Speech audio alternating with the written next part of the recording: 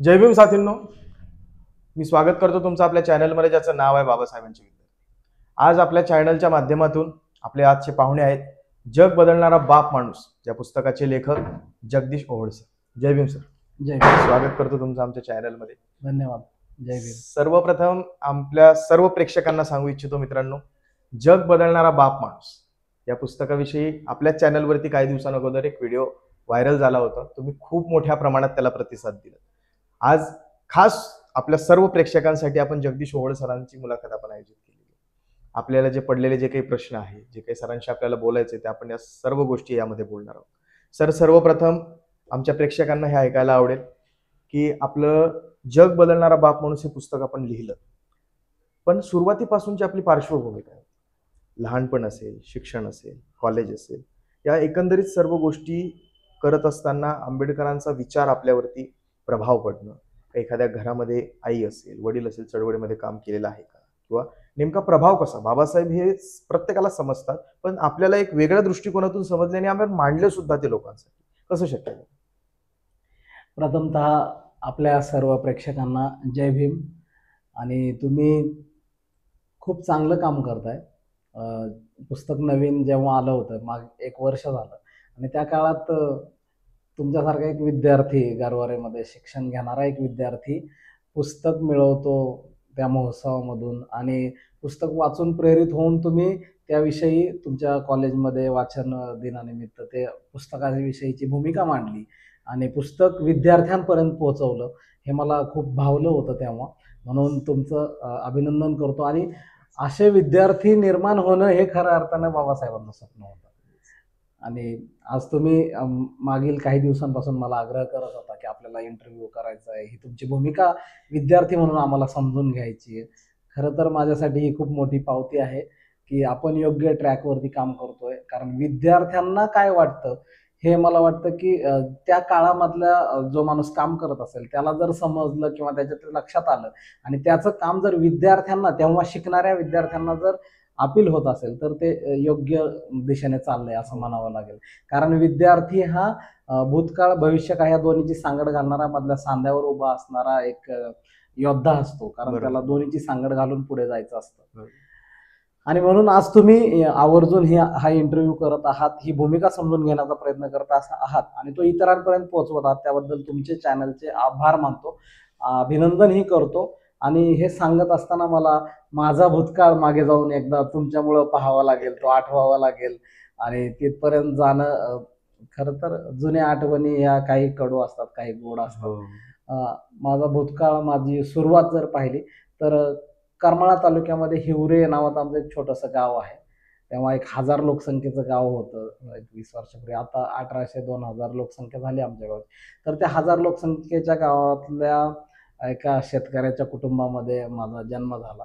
माझे आजोबा गवंडी काम करायचे, दगडं फोडायचं, ते दगडं घडवायची आणि वाडे बांधायचे, ते चांगले बांधकाम करायचे, गवंडी होते. माझे वडील त्यांच्या वडिलांच्या म्हणजे आजोबांच्या बरोबरीने गवंडी काम करायचे. पण त्या काळात काय या कामाला एवढं महत्त्व नव्हतं किंवा एवढं त्यातून पैसा मिळायचा असं काय नव्हतं. ते करून शेतीमध्ये मजुरी करायची, कामं करायची, इतर कामंही करायचे. आणि त्या परिवारामध्ये माझा जन्म झालेला आहे. त्यामुळं मला कुठला साहित्यिक वारसा, मोठा शैक्षणिक वारसा असं काही नाहीये. परंतु अशा परिवारात जन्म झाला. माझे वडील जरी हे काम करत होते, गवंडी काम, शेती करत होते, परंतु त्या बाबासाहेब ही त्यांची प्रेरणा आहे एक प्रकारे. कारण गावामध्ये दरवर्षी होणाऱ्या जयंतीच्या कार्यक्रमामध्ये ती जयंती करण्यासाठी पुढाकार घेणं, त्या जयंतीच्या कार्यक्रमामध्ये सहभागी होणं, त्याचबरोबर आमच्या घरी जयंतीच्या दिवशी आपल्या घरामध्ये जयंती करायची. आपल्या घरामध्ये काय, आमच्या घरामध्ये म्हणजे टेबलही तेव्हा नव्हता. घरात पिठाचा डबा ठेवायचा, त्याच्यावर कापड टाकायचं, दारात मग बाबासाहेबांचा फोटो लावायचा, आणि मग ते जुने काय टेप असेल त्याच्यावर गाणी लावायची बाबासाहेबांनी. हे रुजत होतं आमच्या मनावरती, आमच्या भावंडांच्या मनावरती. आणि हे रुजत असताना बाबासाहेब आणि आपलं काहीतरी नातं आहे हे जाणवत होतं. आपण हे जाणवत असताना परिस्थिती सगळी अशी असताना पुढे त्या परिस्थितीतनं खूप शिक्षण होईल असं काही नव्हतं. मग काय, एक दार बाबासाहेबांनी खुलं करून ठेवलेलं होतं. ते दार माहीत झालं गावातल्या इतर विद्यार्थ्यांच्या माध्यमातून. ते म्हणजे की आपल्या तालुक्याला एक हॉस्टेल आहे आणि त्या हॉस्टेलला जर आपण गेलो तर आपल्याला 2 टाईम जेवण मिळतं. हॉस्टेलकडूनच आपल्याला वह्या पुस्तकं मिळतात आणि मग करमाळ्यामध्ये शाळा चांगल्या आहेत आणि तिथं जर आपण राहिलो तर आपण शिकू शकतो. हे कळलं आणि मग 7वीच्या मार्कांवरती 7वीच्या मार्कांवरती मेरिटने करमाळ्याच्या हॉस्टेलला ॲडमिशन झालं. हे हॉस्टेलला ॲडमिशन अशी काय फक्त त्या जातीचं आहे म्हणून होत नाहीत, तर त्यामध्येही मेरिट असतं आणि मेरिटनुसार ॲडमिशन होतात. मेरिटनुसार तिथं माझं ॲडमिशन झालं आणि सगळीच ॲडमिशन तिथं मेरिटनुसार होतात हॉस्टेलला आणि मेरिटनुसार ॲडमिशन झालं आणि मग मी 7वी पास नंतर 8वी पासून हॉस्टेलला गेलो आणि हॉस्टेलला गेल्यानंतर खऱ्या अर्थानं बाबासाहेबांची ओळख झाली असं मला म्हणावं वाटतं. कारण त्या हॉस्टेलचं आमचं नावही डॉक्टर बाबासाहेब आंबेडकर समाज कल्याण वसतिगृह असं होतं. ते आणखीनही करमाळ्यामध्ये ते आहे आणि त्या वसतिगृहामध्ये 8वी 9वी ह्या काळामध्ये मला हॉस्टेलची लायब्ररीच्या माध्यमातून बाबासाहेब, फुले, शाहू आंबेडकर, शिवाजी महाराज हे भेटले असं मला म्हणावं लागेल, की थेट त्यांची भेट झाली आणि वाचन करायला एक संधी मिळाली आणि पुस्तकं हातात आली, जी आपण घरी गावाकडे खेड्यात जर गावातून शिकत असतो तर ते कधीच मिळलं नसतं. पण वसतिगृहात गेलो आणि खऱ्या अर्थानं विचार मिळाले, वाचन करण्याची संधी मिळाली आणि म्हणून शिकलो. वसतिगृहात गेलो म्हणून शिकलो आणि टिकलो आजपर्यंत, इथपर्यंत आलो आणि 2 वेळचं पोट भरलं आणि शिक्षण घेण्याची दारं खुली झाली आणि मग तिथून शिक्षणाचा प्रवास पुढे सुरू झाला वसतिगृहातून. बरोबर. अशा प्रकारे वसतिगृहामुळं खऱ्या अर्थानं बाबासाहेब सापडले. घरातून तो वारसा मिळाला होता वडिलांकडून. पुढे तो अधिक प्रगल्भ वसतिगृहात गेल्यामुळे झाला, वाचन केल्यामुळे झाला. सर आपलं महाविद्यालयीन आयुष्य कसं? महाविद्यालयीन आयुष्य करमाळ्यामध्येच वसतिगृहामधून यशवंतराव चव्हाण महाविद्यालयामध्ये 11वी 12वी झालं माझं तिथं आणि नंतर डी.एडला ॲडमिशन मिळवायचं हे स्वप्न होतं. म्हणजे तेव्हा आता दर 5-10 वर्ष काही ट्रेंड असतात शिक्षणामध्ये. हा हा मग तो डी.एडचा ट्रेंड होता की डी.एडला गेला म्हणजे नोकरी लागणार, सेटल होणार, मग ते लग्न होते नीट, मग त्याचं काही टेन्शन नाही. मग असा ट्रेंड होता म्हणून डी.एडला जायचं हे मनामध्ये होतं आणि 12वीच्या मार्क्सवरती डी.एडला ॲडमिशन मिळालं. पुण्यामध्ये अभिनवला माझं डी.एडला ॲडमिशन झालं आणि पुण्यामध्ये अभिनव कॉलेजमध्ये माझं डी.एड पूर्ण झालं. परंतु हा प्रवासी मी जेवढं सहज सांगतो एवढा सोपा नव्हता. त्या वसतिगृहातले दिवस, आम्ही मित्र सगळे वसतिगृहाचे ते दिवस आठवले तरी असं वाटतं की वसतिगृहामुळं जगायला शिकलो, वसतिगृहामुळं संघर्ष करायला शिकलो, वसतिगृहामुळं आम्हाला आहे त्या परिस्थितीला कसं ॲडजस्ट करायचं, त्याला सामोरं कसं जायचं आणि ती परिस्थिती बदलायची कशी, हे सगळं वसतिगृहानं आणि हे शिकत असताना जे टप्पे आले वेगवेगळे, आईबापापासून लांब राहताना, खोलीवरती जेवायचं, सकाळच्या भाकरी संध्याकाळी खायच्या, हे सगळे ते दिवस होते. एक वेळचा डबा. वसतिगृहात तर असे दिवस होते आमचे की म्हणजे आता टोमॅटोची भाजी असायची आम्हाला वसतिगृहामध्ये, तर एक टोमॅटोचे 2 तुकडे करायचे आणि ते भाजीत असायचे आणि ती भाजी घेण्यासाठी आमच्याकडं त्या वसतिगृहातल्या सगळ्या मुलांची ती गर्दी सकाळी जेवणासाठी. म्हणजे खूप ते दिवस आठवले तरी वसतिगृहानं खूप शिकवलं आम्हाला. पण त्या परिस्थितीमधून सुद्धा कसं उभं राहायचं हे वसतिगृहामुळं कळलं आणि मग पुण्यापर्यंत आलो. पुण्यात महाविद्यालयीन म्हणजे डी.एडचं शिक्षण झालं. डी.एड होत असतानाही एक माणूस घडण्याची प्रक्रिया डी.एडमध्ये खूप चांगल्या प्रकारे होते. मी तसं तर बालपणापासून बोलायचो, भाषण करायचो. गावामध्ये अगदी 1ली 2री पासून 15 ऑगस्ट 26 जानेवारीला भाषण करायला पुढं जायचं. त्यामुळं भाषणाचा हा वसा असा निर्माण होत गेला, पाठांतर करून ते भाषण करायचं. तेव्हा ते तसंच असायचं. मला 7वी पर्यंत गुरुजी होते, तळेकर गुरुजी म्हणून. त्यांनी मला तेव्हा मोठ्या साहित्यिकांची पुस्तकं वाचायला दिली. म्हणजे भाषणाची आवड निर्माण होत गेली आणि मग डी.एडला आल्यानंतर वक्तृत्व स्पर्धांमध्ये पुण्यातून मग हे विस्तारत गेलं सगळं. पुण्यातल्या वेगवेगळ्या स्पर्धांमध्ये मी सहभागी झालो. डी.एडला असताना मी लोकमत युवा मंचच्या वादविवाद आणि वक्तृत्व स्पर्धेचा महाराष्ट्राचा विनर आहे तेव्हा आणि त्यानंतर मला लोकमत प्रतिनिधी म्हणूनही मी काही पुण्यामध्ये काम केलं, बातम्या देण्याचं, बातमीदारी केली डीएडला असताना लास्ट हा. इयर मध्ये. पण त्या काळामध्ये डीएडला असताना मग कविता लिहित होतो. मग त्या कविता काही लिहिल्या, 4 ओळी लिहिल्या.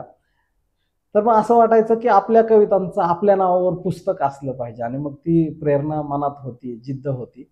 आणि मग वर्गातले मित्र मैत्रिणी, मला एक प्राध्यापक होते रसाळ सर, त्यांनी खूप वेगवेगळ्या गोष्टीसाठी मला प्रोत्साहन दिलं अनेकदा. तर त्यांनी ते पुस्तक काढायचं मी सांगितलं माझ्या मैत्रिणींना, मित्रांना आणि सरांना. तर काढू म्हणाले. मग त्यांनी मार्गदर्शन केलं आणि माझं पहिला 4 ओळी संग्रह काढायचं ठरलं. आता पण तो काढायचा, पण आपल्याकडे काय पैसे नव्हते. तिथं राहून रूमचं भाडं, खानावळ आणि हे सगळं तर भागत नव्हतं. मग पैसे नव्हते, मग कसं काय? तर माझ्या मैत्रिणींनी, मित्रांनी आणि सरांनी मदत करून त्यांनी ते पैसे कॉन्ट्री काढून एकत्र करून आणि माझ्याकडचे काही थोडेफार पैसे असं एकत्रित करून आम्ही ते पुस्तक छापलं. आणि पुस्तक छापल्यावर तो आनंद होता की आपण आता कवी झालो, आपलं पुस्तक आलं आपल्या नावावरती. गुज मनातील शब्दांच्या नावाचा 4 ओळी संग्रह मी काढला. आणि विशेष म्हणजे डीएडच्या लास्ट इयर नंतर माझी इंटर्नशिप चालू होती, तेव्हा माझं त्याच महाविद्यालयामध्ये अभिनवमध्येच माझ्या पुस्तकाचं प्रकाशन झालं. सर्व किती तुझ्या? तेव्हा बघा ना, काय डीएड 12, 14, 8, 19 वर्षाचा असताना. 19 वर्षाचा असताना 19 वर्षाचा असताना माझा तो पहिला 4 ओळी संग्रह प्रकाशित झाला. आणि विशेष म्हणजे तो छापावा म्हणून मी पुण्यात अनेक प्रकाशकांकडे ते घेऊन गेलो होतो कागद, नाही का. मग ते बघायचे, म्हणायचे जावा तुम्ही, हे काय आम्ही छापत नाही असं म्हणायचे. मग पण ह्याने काय झालं, मला माहित झालं ही प्रोसेस काय, हा. प्रकाशनाची प्रोसेस काय, आणि हे प्रोसेस प्रकाशक कोणाला उभं करतात का, किंवा आपलं ते बघणार आहेत का, ते वाचत पण नाही. आपलं नाव आपण कुठून आलोय ऐकलं तरी ते म्हणतात तू काय लिहिणार आहे, तो बाबा जा, असं नाही. ते ती भावना असते त्यांच्या शब्दामध्ये. पण तेव्हा मला कळलं की बाबा हे छापून म्हणजे लिहिणंच फक्त गरजेचं नाही, ते छापावं पण लागतं, त्यासाठी माणूस पण मिळावा लागतो. आणि मग मी माझं ते पहिलं पुस्तक असं धडका घेऊन घेऊन माझं पहिलं पुस्तक मी स्वतःच प्रकाशित केलं. पण त्या अनुभवातून केलं, असं जाऊन जाऊन की हे बाबा आपलं कोण छापणार नाही, आपल्याला आपलं छापावं लागणार, ती मनाची तयारी केली. आणि प्रकाशक म्हणून पण तेव्हाच मी उतरलो आणि मी माझं पुस्तक छापलं. असा तो सगळा पहिला प्रवास होता आणि तो पुस्तक आलं ते पहिलं. Yes yes yes.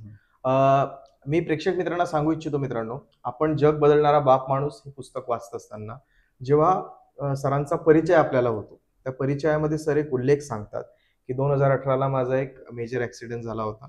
आणि तो प्रसंग नेमका काय होता सर, आम्हाला सगळ्यांनाच ऐकायचं, कारण पण खूप कठीण परिस्थितीतून हे तयार केलेलं आहे. ते सगळं झालं. म्हणजे हे डीएड चालू असताना आम्ही ट्रेकिंग वगैरे करायचो, किल्ल्यांवरती भटकंती करायचो. आमचा एक ग्रुप होता आणि त्या ग्रुपच्या माध्यमातून फिरायचो. मग किल्ल्यांवरती फिरत असताना किल्ल्यांची माहिती मिळवत होतो, त्या इतिहासावर मी बोलायला लागलो. मी छत्रपती शिवाजी महाराजांवर व्याख्यान करायला 2010 पासून सुरुवात केली. माझं पहिलं आयुष्यातलं जाहीर व्याख्यान जर म्हणाल तर ते छत्रपती शिवाजी महाराजांच्या इतिहासावर झालं, महाराजांच्या जयंतीनिमित्त झालं. आणि विशेष म्हणजे ते महाराजांची स्वराज्याची पहिली राजधानी राजगडच्या पायथ्याला गुंजवणे गाव आहे, त्या गुंजवणे गावच्या शिवजयंतीला आयुष्यात पहिल्यांदा जाहीर कार्यक्रमात व्याख्याता म्हणून मी गेलो होतो. आणि तेथे तेव्हा माजी मंत्री शाबीरभाई शेख हे शिवसेनेचे मंत्री होते, त्यांच्या उपस्थितीत माझ्या आयुष्यातलं पहिलं व्याख्यान, जाहीर व्याख्यान मी शिवजयंतीमध्ये केलं. आणि शिवजयंतीमध्ये ते व्याख्यान केलं हे मला आवर्जून का सांगा वाटतं, तर गुज मनातील शब्दांचे नंतर माझं दुसरं पुस्तक आलं, ते गडवैभव महाराष्ट्राचे, हे शिवाजी महाराजांचे किल्ले ते आजच्या तरुणाईला माहीत व्हावेत, त्या किल्ल्यांचा इतिहास आणि आजची स्थिती काय आहे हे सांगणारं माझं दुसरं पुस्तक होतं. ते दुसरं पुस्तक माझं आलं, किल्ल्यांची माहिती सांगणार, महाराष्ट्राच्या महत्त्वाच्या 15 किल्ल्यांची माहिती आणि आजची परिस्थिती आणि इतिहासामध्ये त्याचं काय महत्त्व होतं, असं मी ती मांडणी केली. ते पुस्तक प्रकाशित झालं. त्या पुस्तकालाही खूप चांगला प्रतिसाद महाराष्ट्रातून आणि महाराष्ट्राच्या बाहेरूनही मिळाला. तर ते पुस्तक आलं. त्यानंतर व्याख्यानं वाढली माझी.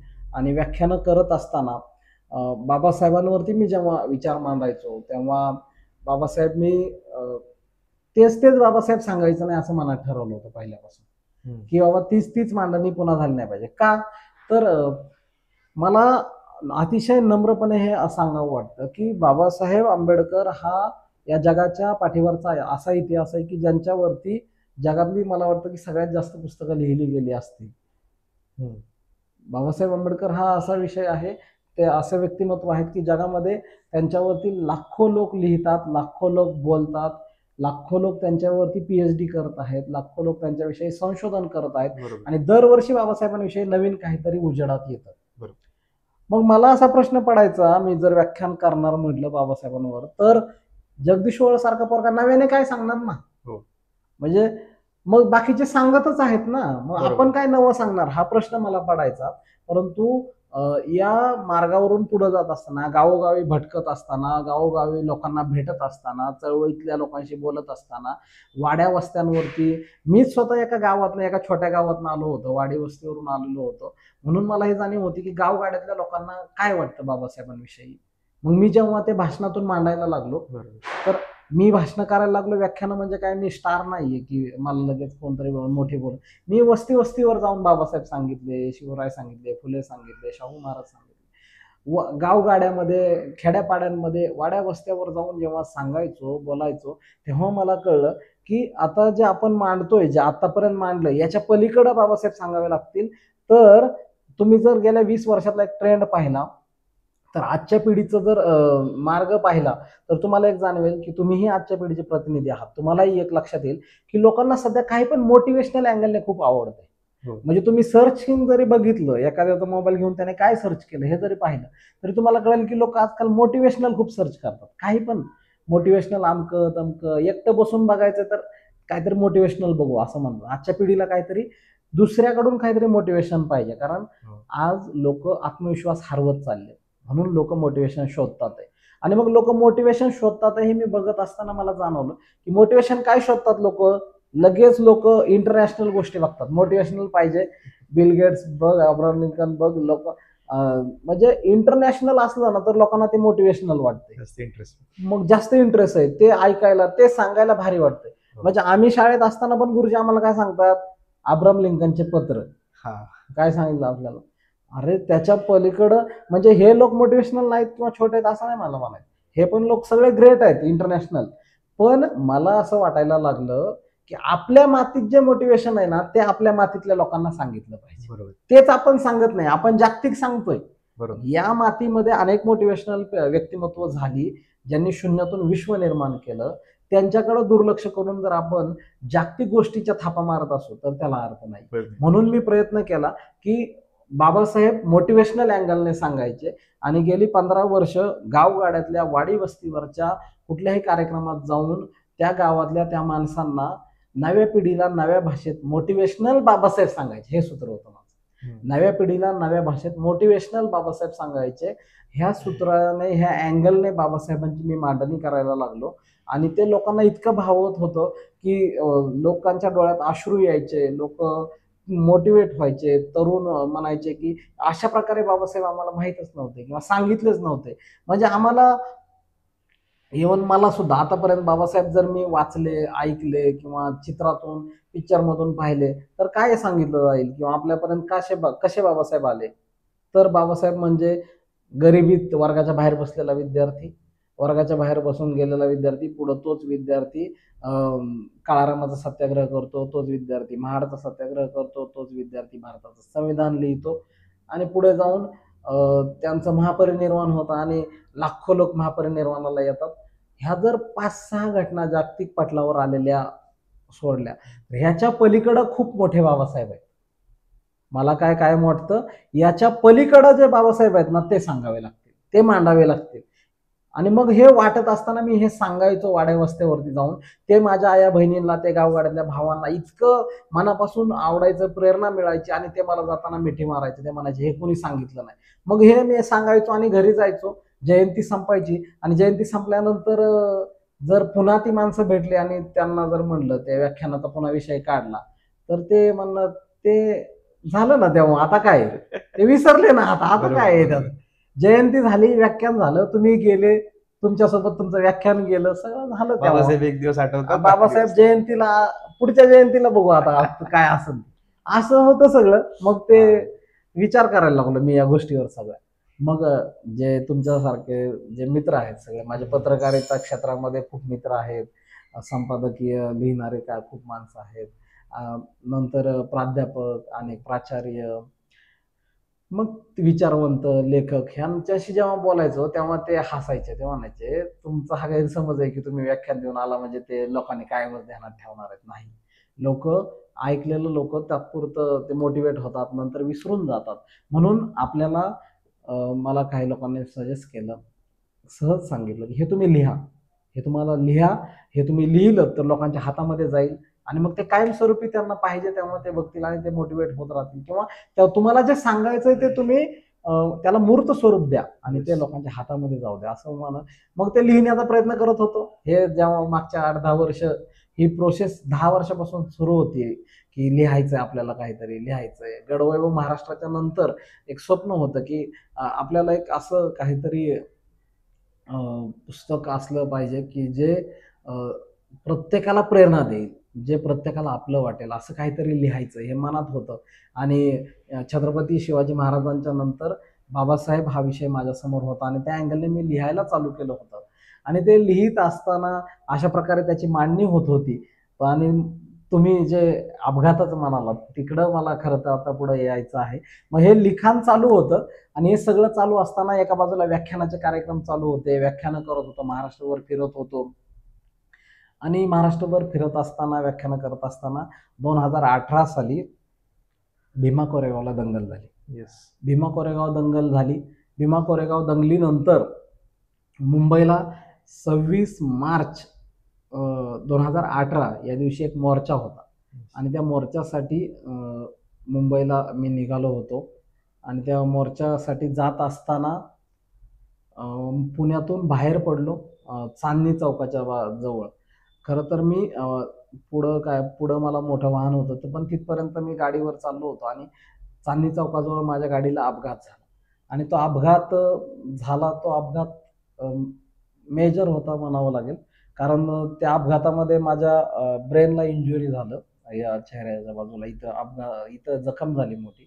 आणि मग त्यानंतर ब्रेन इंजुरी झालं. तिथल्या काही रस्त्यावर असणाऱ्या लोकांनी उचललं आणि जवळच असणाऱ्या माई मंगेशकर हॉस्पिटलला ॲडमिट केलं. त्या हॉस्पिटलमध्ये ॲडमिट केलं, पण तिथं ॲडमिट नाही म्हणता येणार, तिथं दाखल केलं.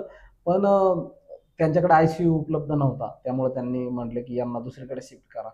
काही लोकांनी माझ्या मोबाईलवरून रिटर्न कॉल केले, काही मित्र आले तिथं, नातेवाईक जमा झाले आणि मग मित्र नातेवाईक ह्यांनी मला सह्याद्री हॉस्पिटलमध्ये ॲडमिट केलं. तिथं माझ्यावर उपचार व्हायला लागले. पण लक्षात आलं तिथं की बेशुद्ध आहे, कारण ब्रेन इंजुरी झालं होतं. आणि बेशुद्ध म्हणजे एक प्रकारे तर कॉमामध्ये गेलेलो होतो. कॉमामध्ये असताना मग आता बाहेर तर काय, आता बेशुद्ध आहे, कॉमामध्ये आहे म्हणजे काय गॅरंटी नाहीये हा शब्द. कारण काय म्हणले गेलाच असेल काय, आता डॉक्टर बिल वाढवत असतील. मग ही चर्चा होती. पण काही दिवसात डॉक्टरांनी जे उपचार डॉक्टर करत होते त्या उपचारांना प्रतिसाद देत होतो असं डॉक्टरांना जाणवलं. उपचार होत राहिले आणि काही दिवसांनी मी शुद्धीवर आलो. खेड्यातून ही वार्ता माझ्या आई बापाला कळाली. माझे आई वडील खेड्यामध्ये शेतात काबाड कष्ट करत होते, काम करत होते. त्यांना ही गोष्ट कळली, बातमी कळली, ते घाबरले. आणि घाबरले, हातातलं काम टाकून आई वडील दवाखान्यापर्यंत आले. त्यांना यायला खरं तर संध्याकाळ झाली. तोपर्यंत मित्रपरिवाराने ती जबाबदारी घेऊन उपचार चालू होते माझ्यावरती. सगळे उभे राहिले होते. चळवळीतले अनेक लोक तिथे आले होते. मित्र सगळे उपस्थित होते, नातेवाईक होते. आणि उपचार होत होते. आई वडील आले, ते घाबरून गेले. एवढा मोठा दवाखाना, ह्याच्यात पोराला आणले म्हणजे काय, आता काय खरं नाही. एवढा करता पोरगा आणि इतका मोठं झालंय. मग ते काही दिवस डॉक्टर म्हणाले होतंय, उपचार चालू आहेत. मग काही दिवसांनी शुद्धीवर आलो. आईबाप समोर आले, पण त्यांनाही ओळखलं नाही असं मला इतर लोक सांगतात. मला का असं, तर ब्रेन इंजुरी झाल्यानंतर स्मृतिभ्रंश झाला होता. डॉक्टरने सांगितलं की याला मागच्या काही गोष्टी आठवणार नाहीत, काही गोष्टी म्हणजे मागचं काही याला आठवणार नाही. आणि तो काळ चालू झाला होता की माझा स्मृतिभ्रंश, माझी सगळ्या स्मृती पुसल्या गेलेल्या होत्या. आणि त्यामुळं मी लोकांना ओळखत नव्हतो, असंबंध बोलत होतो, अशा काही घटना घडत होत्या.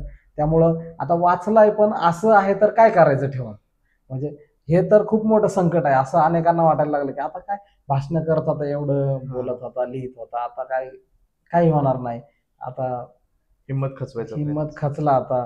डॉक्टरही म्हणाले की हे कधीपर्यंत आठवणार नाही हे आम्ही सांगू शकत नाही किंवा ही अशी स्थिती राहील, पण वाचलाय तर आनंद माना, घरी घेऊन जा. आई वडिलांना, भावाला, बहिणींना, नातेवाईकांना तेवढंच बरं वाटलं, मित्र परिवाराला की वाचलाय. मग तो एक नवा प्रवास सुरू झाला. तिथून बाहेर निघालो 1 महिन्यानंतर, की वाचलोय ह्या आणि आता बाबा असंच जगायचंय आपल्याला. हा एक प्रवास सुरू झाला. पण काही अनेक लोक जवळचे चांगले होते. अनेक ठिकाणी उपचारासाठी सुचवलं, इकडे जा, तिकडे जा. अनेक ठिकाणी काही आयुर्वेदिक उपचार झाले, वेगवेगळ्या गोष्टी. काही मोटिव्हेशनल ट्रेनर मिळाले. ते म्हणाले, "ह्यांना जुन्या गोष्टी दाखवा, व्हिडिओ दाखवा, काय आठवतंय का बघा." मग हे सगळं चाललेलं होतं. मग आज जुन्या गोष्टी म्हणजे काय, आपल्याकडे मोबाईलमध्ये मोटिव्हेशनल मगाशी म्हणलो तसं. मग ते इंटरनॅशनल दाखवतात सगळं. मोटिव्हेशनल बघा, हिंमत खचू नका, तुम्ही तुम्ही जिंकू शकता, यश तुमच्या हातात. असं सगळं ते पुन्हा-पुन्हा व्हिडिओ दाखवत होते. पण ते सगळं बघत असताना मला माझ्याच मोबाईलमध्ये माझेच काही व्हिडिओ माझ्यापुढे पुन्हा-पुन्हा यायला लागले. मला असं वाटायला लागलं, साला मीच काहीतरी मोटिव्हेशनल बोलायचो, मीच काहीतरी मोटिव्हेशनल लिहित होतो, याची मला जाणीव व्हायला लागली. आणि हे सगळं जाणीव होत असताना पुन्हा-पुन्हा माझे व्हिडिओ माझ्यासमोर येत असताना त्या व्हिडिओमध्ये मी ज्या माणसाविषयी बोलतो, ज्या माणसाला मी मांडत होतो, तो माणूस मला पुन्हा एकदा आठवायला लागला आणि तो माणूस मी पुन्हा वाचायला सुरुवात केली आणि ते पुन्हा वाचत असताना मला जाणवलं, की मी ज्यांच्याविषयी हे बोलत होतो, लिहित होतो, त्यांच्याही आयुष्यात अपघात झालेत. त्यांच्याही आयुष्यात अनेकदा अशी परिस्थिती आली होती, की आता सगळं संपलंय. त्यांच्या आयुष्यात ते शून्यावर अनेकदा गेले, पण ते हारले नाहीत. त्यांच्या आयुष्यात एक मोठा अपघात झाला, त्यामध्ये त्यांचा पाय फ्रॅक्चर झाला, त्यांना बेड रेस्ट महिनाभर घ्यावी लागली. अशा अनेक घटना माझ्या नजरेसमोर यायला लागल्या आणि मला वाटलं, की अरे, मी ज्यांच्याविषयी बोलतो यांच्याविषयी काहीतरी लिहित होतो. ते लिहिलेलं मी पुन्हा शोधायला सुरुवात केली. मी माझे मेल्स काढले, मी वह्या काढल्या आणि मला जाणवायला लागलं, की मीच काहीतरी मोटिव्हेशन लिहित होतो. ते मी पुन्हा सगळं जोडलं, ते पुन्हा पूर्णत्वास न्यायचा प्रयत्न केला आणि ते पूर्णत्वास नेत असताना मी पुन्हा-पुन्हा डॉक्टरांना भेटायला जायचो. तरी चेकअप असताना, हो. रेग्युलर चेकअप त्याला जायचो. डॉक्टर म्हणायचे, "तुम्ही 4-5 वर्ष तरी अशीच जातील तुमची. शांत राहावा. तुम्ही काय म्हणायचं, ध्यानधारणा करा, वाचन करा, शांत राहा. काही जास्त झेप घेण्याचा प्रयत्न करू नका लगेच कोणती." हे सगळं चाललेलं होतं, पण ते मला माझा मोटिव्हेशनल आयकॉन मिळायला लागला होता. मला माझा मोटिव्हेशनल सिम्बॉल मिळाला येस. होता आणि त्या दृष्टीनं मी पावलं टाकत होतो. डॉक्टरांनी मला हे सांगत होते. 2018 मध्ये मार्चमध्ये माझा हा अपघात झाला होता आणि हा जगदीश ओहोळ एप्रिल 2019ला पुन्हा त्याच ताकदीनं भाषण करायला, व्याख्यान करायला स्टेजवर उभा राहिला होता. कारण त्याला त्याचा सापडलेला मोटिव्हेशनल सिम्बॉल आयकॉन होता, विश्वरत्न डॉक्टर बाबासाहेब आंबेडकर. नक्कीच, नक्कीच. आणि त्या ताकदीनं मी पुन्हा त्या अपघातातनं उभा राहिलो आणि अपघातातनं पुन्हा मला उभा करणारा तो मोटिव्हेशनल सिम्बॉल बाबासाहेब होते. हे सांगताना मला अ, खरं तर भरून येतं. कारण ते दिवस पुन्हा आठवण्याची इच्छा नाहीये. परंतु हा सगळा प्रवास, तुम्ही म्हणालात की त्यावर बोललं पाहिजे. मलाच प्रेरणा देणारा किंवा मला पुन्हा उभा करणारा हा प्रवास मला पुन्हा-पुन्हा वाटतो. कारण मी आजही, मला कधी वाटलं की मी यशस्वी होतोय किंवा माझं लय बरं चाललंय असं वाटलं, तरी मला पुन्हा ते दिवस आठवलं ना, की अ, काही डॉक्टरांनी मला वापरलेले शब्द, हो. बोललेल्या डॉक्टरांनी गोष्टी. माझ्याशी केलेलं बिहेव किंवा माझंच मला वाटलं की आता मी काय उभा राहत नाही. तो घातलेला तो रुग्णाचा आपण जे हां, असतो हां, तो हां, हां, हां. ड्रेस, ते दिवस आठवले. काही मित्र जवळचे कित्येक दिवसेंदिवस तिथे यायचे, तिथं दिवस-दिवस बसायचे. म्हणजे हे मला ॲक्चुअली काही मला हे आठवत नाहीये काय, म्हणजे मला माहीत नाहीये काहीच. हे मला फोटो दाखवतात मित्र, तो असा होता. माझ्या मित्रांनी मला त्या दवाखान्यातनं बाहेर काढताना तिथं केक आणला, तो केक कापायला. तर त्याचे फोटो दाखवतात ते मित्र मला. तर ते सगळ्या गोष्टी मी आता कधी, मला जेव्हा वाटतं ना, की आता लय भारी चाललंय माझं, तेव्हा ते बघितलं ना, की मी कुठं होतो, मी पुन्हा जमिनीवर येतो. म्हणून मला असं कधीही वाटत नाही, की मी काय हवेत चाललोय. मी जमिनीवर त्यामुळं कायम राहण्याचा प्रयत्न करतो आणि मी आलोच आहे मातीतून. करमाळा तालुक्यातल्या एका खेडेगावातून आलेला मातीतला पोरगा आहे आणि ज्याचे आई-बाप आजही मातीत राबतात आहे. त्यामुळं मला या गोष्टीची कायम जाणीव असते. त्यामुळं कधीही मला तो दिवस आठवला, की मी पुन्हा त्या शून्यात जातो आणि पुन्हा नव्याने सुरुवात करतो. नक्कीच नक्कीच सर. बाबासाहेबांसारखं मोठं मोटिवेशन हे या जगामध्ये असूच शकत नाही. Yes. आपण आपल्या युट्यूबला मित्रांनो आपण जर का सरांची व्याख्यान बघितले खरंच सर आपण खूप पोट तिडकीने बाबासाहेब सांगण्याचा प्रयत्न करतो. म्हणजे आपण आपल्या एका व्याख्यानामध्ये बाबासाहेबांचा प्रसंग सांगितला होता की बाबासाहेब शाळेमध्ये शिकतात आणि जे शिक्षक आहेत ते शिक्षक प्रश्न विचारतात की मित्रांनो मला सांगा की कोणती अशी गोष्ट जी तुम्हाला दिसते पण तुम्हाला हात लावता येत Yes. नाहीये. मग बाबासाहेब उठून उत्तर देतात की गुरुजी तो पाण्याचा माठ आहे जो मला दिसतो पण त्या पाण्याला मला हात लावतो. अशा परिस्थितीतून बाबासाहेबांनी मोठं होणं आपल्या सगळ्यांसाठी काहीतरी करून ठेवणं याच्यापेक्षा दुसरं मोटिवेशन काही नाही. पुढील प्रश्न असा सर की जग बदलणारा बाप माणूस हे पुस्तक आपण जेव्हा लिहिलं आपण सांगितलं की खूप कठीण शून्यातून आपण जग बदलणारा बाप तो तो जग बदलणारा बाप माणूसचा हाच पुढचा प्रवास आहे की काही प्रकरणं लिहिलेली होती त्या अपघातामध्ये मी ते पुन्हा जुळवलं सगळं. ते जुळवलं पण ते काय पूर्णत्वास गेलेलं नव्हतं. कारण आपल्याला ते एक वय होतं ना का भाषण करत फिरायचं, नंतर दुसरीकडे जॉब चाललेले होता, नंतर हे सगळं चाललेलं असताना मग लिहायला बसू वाटत नाही ना जास्त. बरोबर. आहे लिहू नंतर थोडं थोडं असं चाललेलं होतं सगळं. पण अपघातानंतर मला जाणीव झाली की आता ही वेळ आहे, आता लिहिलं पाहिजे. आता त्याला पर्याय नाही आणि मी ते झपाटल्यासारखं लिहायला लागलो आणि ते लिहायला सुरुवात केली आणि पुढं ते पूर्णत्वास न्यायचं असं ठरवलं. पण 19ला माझं लग्न झालं, विवाह झाला. मग कौटुंबिक जबाबदाऱ्या आल्या. मग त्यातून बाबा आता वेळ काढायचा, पुन्हा कसं लिहायचं हा प्रश्न होता. पुढे 2 वर्षांनी मुलगा झाला मला. मग घरामध्ये सगळं वातावरण बदललं. मग घरामध्ये लिहायला ते वेळ मिळेना, तसं वातावरण राहिलं नाही. पण पत्नीने तेव्हा साथ दिली घरामध्ये छायाने खूप, की तुम्ही हे लिहा, पूर्णत्वास गेलं पाहिजे, हे लिहा, तुम्ही लिहा. ती अनेकदा आग्रह करायची, तुम्ही हे सोडू नका लिहायचं. पण मुलगा जसं मोठा होत होता तसं त्याचं ते डिस्टर्ब एवढं होतं की सारखं बोलायचं, मग ते लिहायचं राहायचं. पण मग वेळ अशी आली की आता हे लिहावं लागेल, पूर्णत्वास न्यावंच लागेल. अशी वेळ आली त्या अपघातातला ते विसरत नव्हतो सगळ्या गोष्टी मी आणि मला कित्येकदा असं वाटायचं की माझा अपघात झाला आणि इतक्या दिवस मी बेशुद्ध होतो, कोमात होतो आणि त्यातनं उठलो. नंतरही मला काही आठवत नव्हतं आणि मग आठवलंच नसतं तर मग हे राहिलंच असतं ना. हो. किंवा वाचलोच नसतो तर हे राहिलंच असतं ना. मग तेव्हा हे पुढं हे विचार येत राहतात ना वाचल्यानंतर. मग ते मनात आलं की नाही हे वाचलोय तर आता हे पूर्णत्वास नेणंच आहे आणि ते लवकर नेलं पाहिजे हे वाटायला लागलं. म्हणून मग मी घरामध्ये हे लिहायला सुरुवात केली. ॲक्च्युली घरामध्ये बसलो तर मी हॉलमध्ये आम्ही असायचो, झोपेतून उठलो तर लिहिण्यासाठी बेडरूम रिकामं करायचो आणि बेडरूममध्ये बसायचो. बेडरूमचं कडी लावली, लिहायला लागलो तर तो काय वर्षाचा वगैरे होता. लहान बाळ तो येऊन येऊन दरवाजा वाजवायचा. मला शोधायचा तो घरात सगळीकडं. कुठं नाही दिसलो की दरवाजा वाजवायचा येऊन. मग हाका मारायचा. पण लिहिण्याची एकदा तंद्री लागली. लिहायला लागलो की ती लिंक तुटू नये असं वाटायचं. मी लिहित राहायचो, आवाज देत नव्हतो. पण खरं तर तो रडायला लागायचा बाहेर ते आवाज देऊन आणि आई यायची घ्यायला, पण तो पुन्हा जास्त रडायचा. तिकडं नेल्यावर जास्त रडायचा. पण मग तेव्हा मी लिहित असायचो, वाचत असायचो. अरे, मी अशा माणसाविषयी लिहितोय, अशा माणसाविषयी वाचतोय की ज्या माणसाची त्याच्या आयुष्यामध्ये 1, 2, 3, 4 लेकरं गेली. पण त्या माणसाने समाजाला अंतर नाही दिलं, की अशी परिस्थिती होती, की परदेशात शिकून आल्यानंतर त्यांच्यासमोर लाखोच्या नोकऱ्या उभ्या होत्या. हो. त्यांच्यासमोर महाराष्ट्रात न्यायाधीश पदाची ऑफर होती त्यांना. एका कॉलेजने त्यांना प्राध्यापक पदाची, प्राचार्य पदाची ऑफर दिली होती. पण त्यांनी ते सगळं नाकारलं.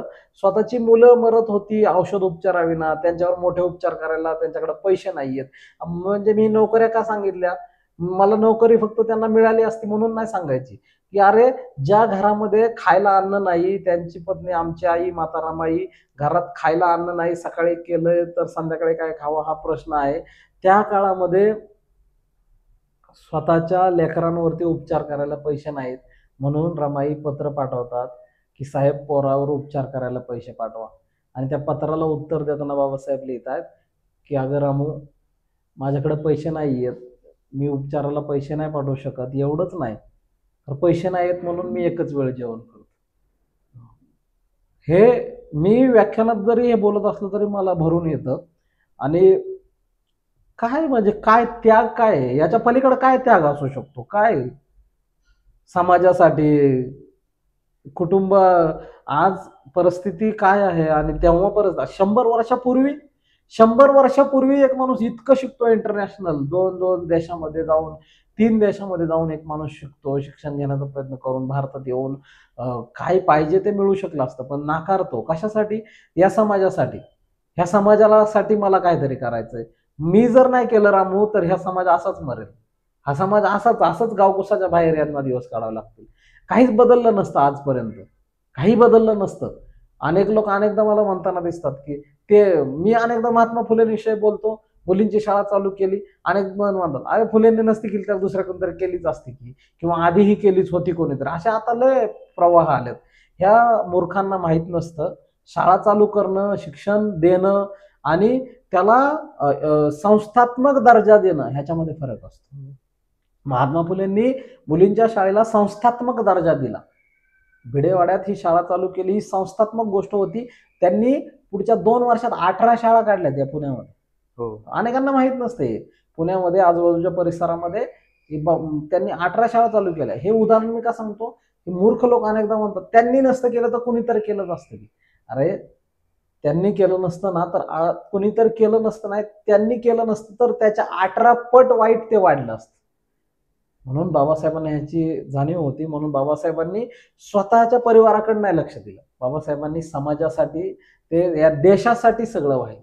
बाबासाहेबांनी हा देशासाठी आपल्या परिवाराकडेही लक्ष दिलं नाही. आणि म्हणून मुद्दा कुठं होता तर, माझा मुलगा बाहेर दार वाजवायचा आणि मला हे जाणवायचं, की अरे बाबासाहेबांनी एवढं केलं, आपलं तर काहीच नाही. आपण त्यांच्या पायाचे धुळीचा एक कणही नाही, काहीच नाहीये आपण.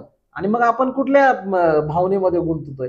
म्हणून ते सगळं थांबवून त्या व्यापातूनही मी त्याला थांबवायचो किंवा त्याच्याकडे दुर्लक्ष त्या काळात करायचो आणि लिहित राहिलो. हे का सांगावं वाटतं? अनेकांना वाटतं, अनेक जण मला म्हणतात, की वयाच्या मानाने तुम्ही खूप मोठं पुस्तक लिहिलं. काय, मला अनेक प्राध्यापक आता भेटल्यावर म्हणतात, अहो आम्ही प्राध्यापक आहे तरी आमची पुस्तकं 100 पानाची असतात. तुम्ही इतक्या कमी वयात इतकं मोठं पुस्तक लिहिलं. हे इतकं मोठं लिहिणं किंवा हे काय उद्देश नव्हता की ते मोठं व्हावं, बारकं व्हावं. आपल्याला जे मांडायचंय ते मांडायचं होतं. आणि पुढचे 3 वर्ष कंटिन्यू त्याच्यावर काम केलं, संशोधनात्मक काम केलं, इतर वाचलं, लिहिलं आणि त्याला प्रारूप दिलं अंतिम. आणि अपघातानंतरच्या पुढच्या फक्त 5 वर्षामध्ये हे पुस्तक पूर्णत्वास गेलं, ज्याचं स्वप्न मी त्याच्या आधी 8 वर्षापूर्वी पाहिलं होतं. आणि ह्या पुस्तकाचं प्रकाशन पुण्यामध्ये फुलेवाड्यामध्ये करण्यात, हे आपला जो वैचारिक धागा आहे, फुलेवाड्यामध्ये या पुस्तकाचं प्रकाशन मी केलं. आणि प्रकाशन केलं आणि प्रकाशनानंतर ते पुस्तकाला लोकांनी इतका प्रतिसाद दिला, की काय म्हणजे मला ते वाटत नाही. आता अनेक जण मला सहज विचारतात, तुम्हाला तरी वाटलं होतं का की लोक एवढं तुमचं पुस्तक गाजणार आहे, असं मला म्हणतात. खरं तर मला ते तेव्हा वाटलं नव्हतं, परंतु मला एक गोष्टीची जाणीव होती, की मी असं मांडलंय, मी असं लिहिलंय किंवा मी अशा पद्धतीनं बाबासाहेब मांडलेले आहेत, की नव्या पिढीनं जर ते वाचलं तर नवी पिढी ते डोक्यावर आणि डोक्यात घेतल्याशिवाय राहणार नाही, ह्याची मला जाणीव होती. त्याच्या आकड्यांची मला जाणीव नव्हती, की इतकं खपेल, इतकं लोक त्याला स्वीकारतील. ते मला वाटत नव्हतं किंवा तो मला पाहिजेही नव्हतं किंवा मी ते स्वप्नही पाहिलं नव्हतं. पण हे स्वप्न मात्र मी नक्की पाहिलं होतं, की नव्या पिढीनं जो वाचेल ना तो त्या पुस्तकाचा वेडा होईल, त्याला ते आवडेल आणि तो आचरणात आणेल. आणि ह्याच्या पलीकडं एक उद्देश होता माझा पुस्तक लिहिताना. काय? तर मला चौकटीच्या बाहेर पुस्तक घालवायचं होतं किंवा बाबासाहेबांचा विचार हा चौकटीच्या बाहेर घालवायचा होता. काय आहे, बाबासाहेबांची पुस्तकं म्हणजे काय? तर बाबासाहेबांचं पुस्तक म्हणजे 6 डिसेंबरला बाबासाहेबांचं पुस्तक म्हणजे दीक्षाभूमीवर बाबासाहेबांचं पुस्तक म्हणजे चैत्यभूमीवर बाबासाहेबांचं पुस्तक म्हणजे भीमा कोरेगावला विकायचं किंवा तिथंच त्या पुस्तकाचं मार्केट आहे, तिथंच ते पुस्तक घेणारे लोक येतात, असा एक समज होता आतापर्यंत. मला त्याच्या पलीकडे जायचं होतं, मला त्याच्या पलीकडे ते घेऊन जायचं होतं. आणि म्हणून मला सगळ्यात जास्त आनंद कशाचा झाला किंवा तुम्ही जे कोलंबियाचा विषय काढला, तो विषय ह्यातलीच एक कडी आहे. ते तर पुस्तक आल्यानंतर डिसेंबरमध्ये, खरं तर डिसेंबर मी म्हणतोय सारखं, परंतु डिसेंबरची तारीख छापली होती आपण. पुस्तक प्रत्यक्ष कार्यक्रम हा जानेवारीत करून आपण पुस्तक प्रकाशित केलं आणि त्यानंतर फक्त 3 महिन्यामध्ये एप्रिल महिन्यामध्ये 14 एप्रिलला 2024 मध्ये या पुस्तकाची 10वी आवृत्ती आली आणि 10वी आवृत्तीचं प्रकाशन अमेरिकेतील कोलंबिया विद्यापीठात शिकणाऱ्या आंबेडकर राईट स्टुडंट्स युनियनने त्या ठिकाणी केलं. त्या पुस्तकाचं नाव म्हणजे जग बदलणारा बाप माणूस. नक्कीच नक्कीच. म्हणजे आता काही लोक म्हणतात, तुम्हीही मगाशी मला म्हणाल की मग ते तिथं कसं गेलं, ह्याच्या मागे काय आहे. तुम्हाला मी सांगितलं की भारतात म्हणजे आपल्या महाराष्ट्रातले काही आंबेडकरी विचारांचे लोक आहेत, त्यांच्यापर्यंत हे पुस्तक प्रकाशनानंतर गेलं. त्यातले काही असे पिता होते, बाप होते की ज्यांचे मुलं कोलंबियात शिकतात. आणि यामध्ये एक प्रकरण आहे, कोलंबियात बाबासाहेब कसे जातात, की साताऱ्यापासून ते कोलंबियापर्यंतचा प्रवास हे सांगणारं एक प्रकरण आहे. आणि त्या प्रकरणामध्ये मी बाबासाहेब मांडले, त्याच्यात मी असं लिहिलंय की तुम्ही जर म्हणजे माझ्या व्याख्यानातही मी आवर्जून बोलतो, मागाशी जो मुद्दा होता तो प्रकरण किंवा ह्या पुस्तकाचा उद्देश काय किंवा हे का स्वीकारलं एवढं, तर तिथं मला वाटतं त्याची मेक आहे. काय तर आतापर्यंत जे मी मागाशी म्हटलं की 4 घटक 4, 5, 6 घटक आहेत की बाबासाहेब म्हणलं की तेवढे आमच्या नजरेसमोर येतात. बाबासाहेब म्हणलं की काळाराम, बाबासाहेब म्हणलं की महाडचा सत्याग्रह आणि जाती निर्मूलन हे सगळं येतं. पण मी सांगायचो किंवा ह्याच्यात मी मांडणी केली त्याच्यामध्ये मला वाटतं की आम्हाला हे पण सगळे सांगतात की एक वर्गाच्या बाहेर बसलेला विद्यार्थी, त्याला पाणी पिऊ दिलं नाही. खरं तर बाबासाहेबांनी माझ्या आत्मकथामध्ये हे त्यांचा छळ काय झाला, त्यांना काय वाटलं ते मांडलं. परंतु मला त्यातून असं सांगावं वाटतं आजच्या पिढीला, आजच्या तरुणाईला, की आम्ही बाबासाहेब बाकीचे सगळे तर स्वीकारू, पण नव्या पिढीनं मला वाटतं ह्यात शिकणाऱ्या पोरांनी आवर्जून कुठले बाबासाहेब शिकताना समजून घ्यायचे, तर वर्गाच्या बाहेर बसणारा एक विद्यार्थी, कधी वयाच्या 8व्या वर्षी वर्गाच्या बाहेर बसणारा एक विद्यार्थी त्याच्याच वयाच्या फक्त 22व्या वर्षी आजपासून 100 वर्षाआधी अमेरिकेच्या कोलंबिया विद्यापीठात जातो. That is motivation. यस. जगात यापेक्षा प्रेरणादायी विद्यार्थ्यांसाठी काय असू शकतं? असू शकत नाही. विद्यार्थ्यांसाठी काय प्रेरणादायी? विद्यार्थी असताना काय तुमची ध्येय असतात, उद्देश असतात, काय असतात? अरे कधीच बोलताय तुम्ही हे, आजच्या जगात तुम्ही कशासाठी रडताय की आम्हाला ऑनलाईन शिकायला मोबाईल नाहीये म्हणून आत्महत्या केल्या, आम्हाला कॉलेजला जायला मला गाडी नाहीये म्हणून भांडणं आहेत, कॉलेजला जायला चांगले कपडे नाहीत म्हणून भांडणं. कधी? 2025 मध्ये. अरे 1920 ह्या काळामध्ये, त्या काळामध्ये काय परिस्थिती असेल? म्हणजे तुम्हाला खायला अन्न नाहीये ज्या घरामध्ये, ज्या घरात बाप पुस्तकांना घेण्यासाठी आपल्या मुलीकडे जातो आणि उसने पैसे आणतो. एवढंच नाही तर एक पैसे नसतील त्यांच्याकडे तर मुलीचे दागिने काय आहे छोटं मोठं ते घेऊन घाण ठेवायचं. आणि तो बाप आपल्या मुलाला पुस्तक विकत घेऊन देतो आणि तो बाप आपल्या मुलासाठी रात्रीपर्यंत घराच्या बाहेर बसतो, त्याला घरात 10 बाय 10च्या खोलीत जागा नाही अभ्यासाला, त्याला अभ्यासाला जागा देतो आणि तो जागत बसतो बाप. त्या मुलाची आई तो 5 वर्षाचा असताना वारली. त्या मुलानं वर्गाच्या बाहेर बसून शिकला. कधी? वयाच्या 8व्या वर्षी. आणि 8 पासून त्याच्याच वयाच्या फक्त 22व्या वर्षी तो मुलगा अमेरिकेला शिकायला जातो. आज देखील आम्हाला म्हणण्यापेक्षा ह्या जगदीश ओळला कळलं नाही पासपोर्ट काढून अमेरिकेला जावं. काय कळलं आम्हाला? अरे विदर्भातल्या एखाद्या पोराला सिम्बॉयसिसला ऍडमिशन झालं तर कळत नाही की ऍडमिशन कसं घ्यायचं, कुठं फी भरायची, तितके पैसे कसे जमवायचे. मग ते फोन करतंय, त्याचा बाप कोणाला तर इथल्या नगरसेवकाला, आमदारचं शिफारस पत्र आणतंय. मग ते आई, बाप, बहीण, भाऊ, दाजी, काका, मामा सगळे गाडी करून येतात आणि मग ते पोराला हॉस्टेल देतात, म्हणजे रूम करून देतात, चांगली मेस लावून देतात, त्याचं ऍडमिशन करतात, प्रोसेस फी भरतात आणि मग ते घरी जातात माघारी पोराला इथं ठेवून. आणि घरी जाऊन आई फोन करते, जेवला का, नाश्ता केला का, सकाळ संध्याकाळ. अरे एका मुलाची आई तो 5 वर्षाचा असताना गेली. त्या मुलाच्या बापानं इतका कष्ट सोसून त्या मुलाला शिकवलं, प्रसंगी कर्ज काढून मुलाला शिकवलं. आणि ह्याच्यापेक्षा वाईट काय असेल, ह्याच्यापेक्षा वेदनादायक काय असेल, तर बाबासाहेब जेव्हा अमेरिकेला जायला निघतात तेव्हा अमेरिकेला जायच्या फक्त 6 महिन्याआधी पिता रामजी सुभेदारांचंही निधन होतं. सोपं नाही हे. 6 महिन्याआधी रामजी सुभेदारांचं निधन होतं. त्या घरात सांगा ना, ज्या पेन्शन ज्या बापाची मिळत होती त्या वडिलांचं निधन होतं. कुठला पैसा आता असेल, कुठं जायचंय? इथं नाही जायचं, मुंबईला, पुण्याला, दिल्लीला पण नाही जायचं. अरे ह्या भारताच्या बाहेर जायचं. आणि ते अशा काळात जातात की जेव्हा समुद्र मंथन करणं या देशात पाप होतं.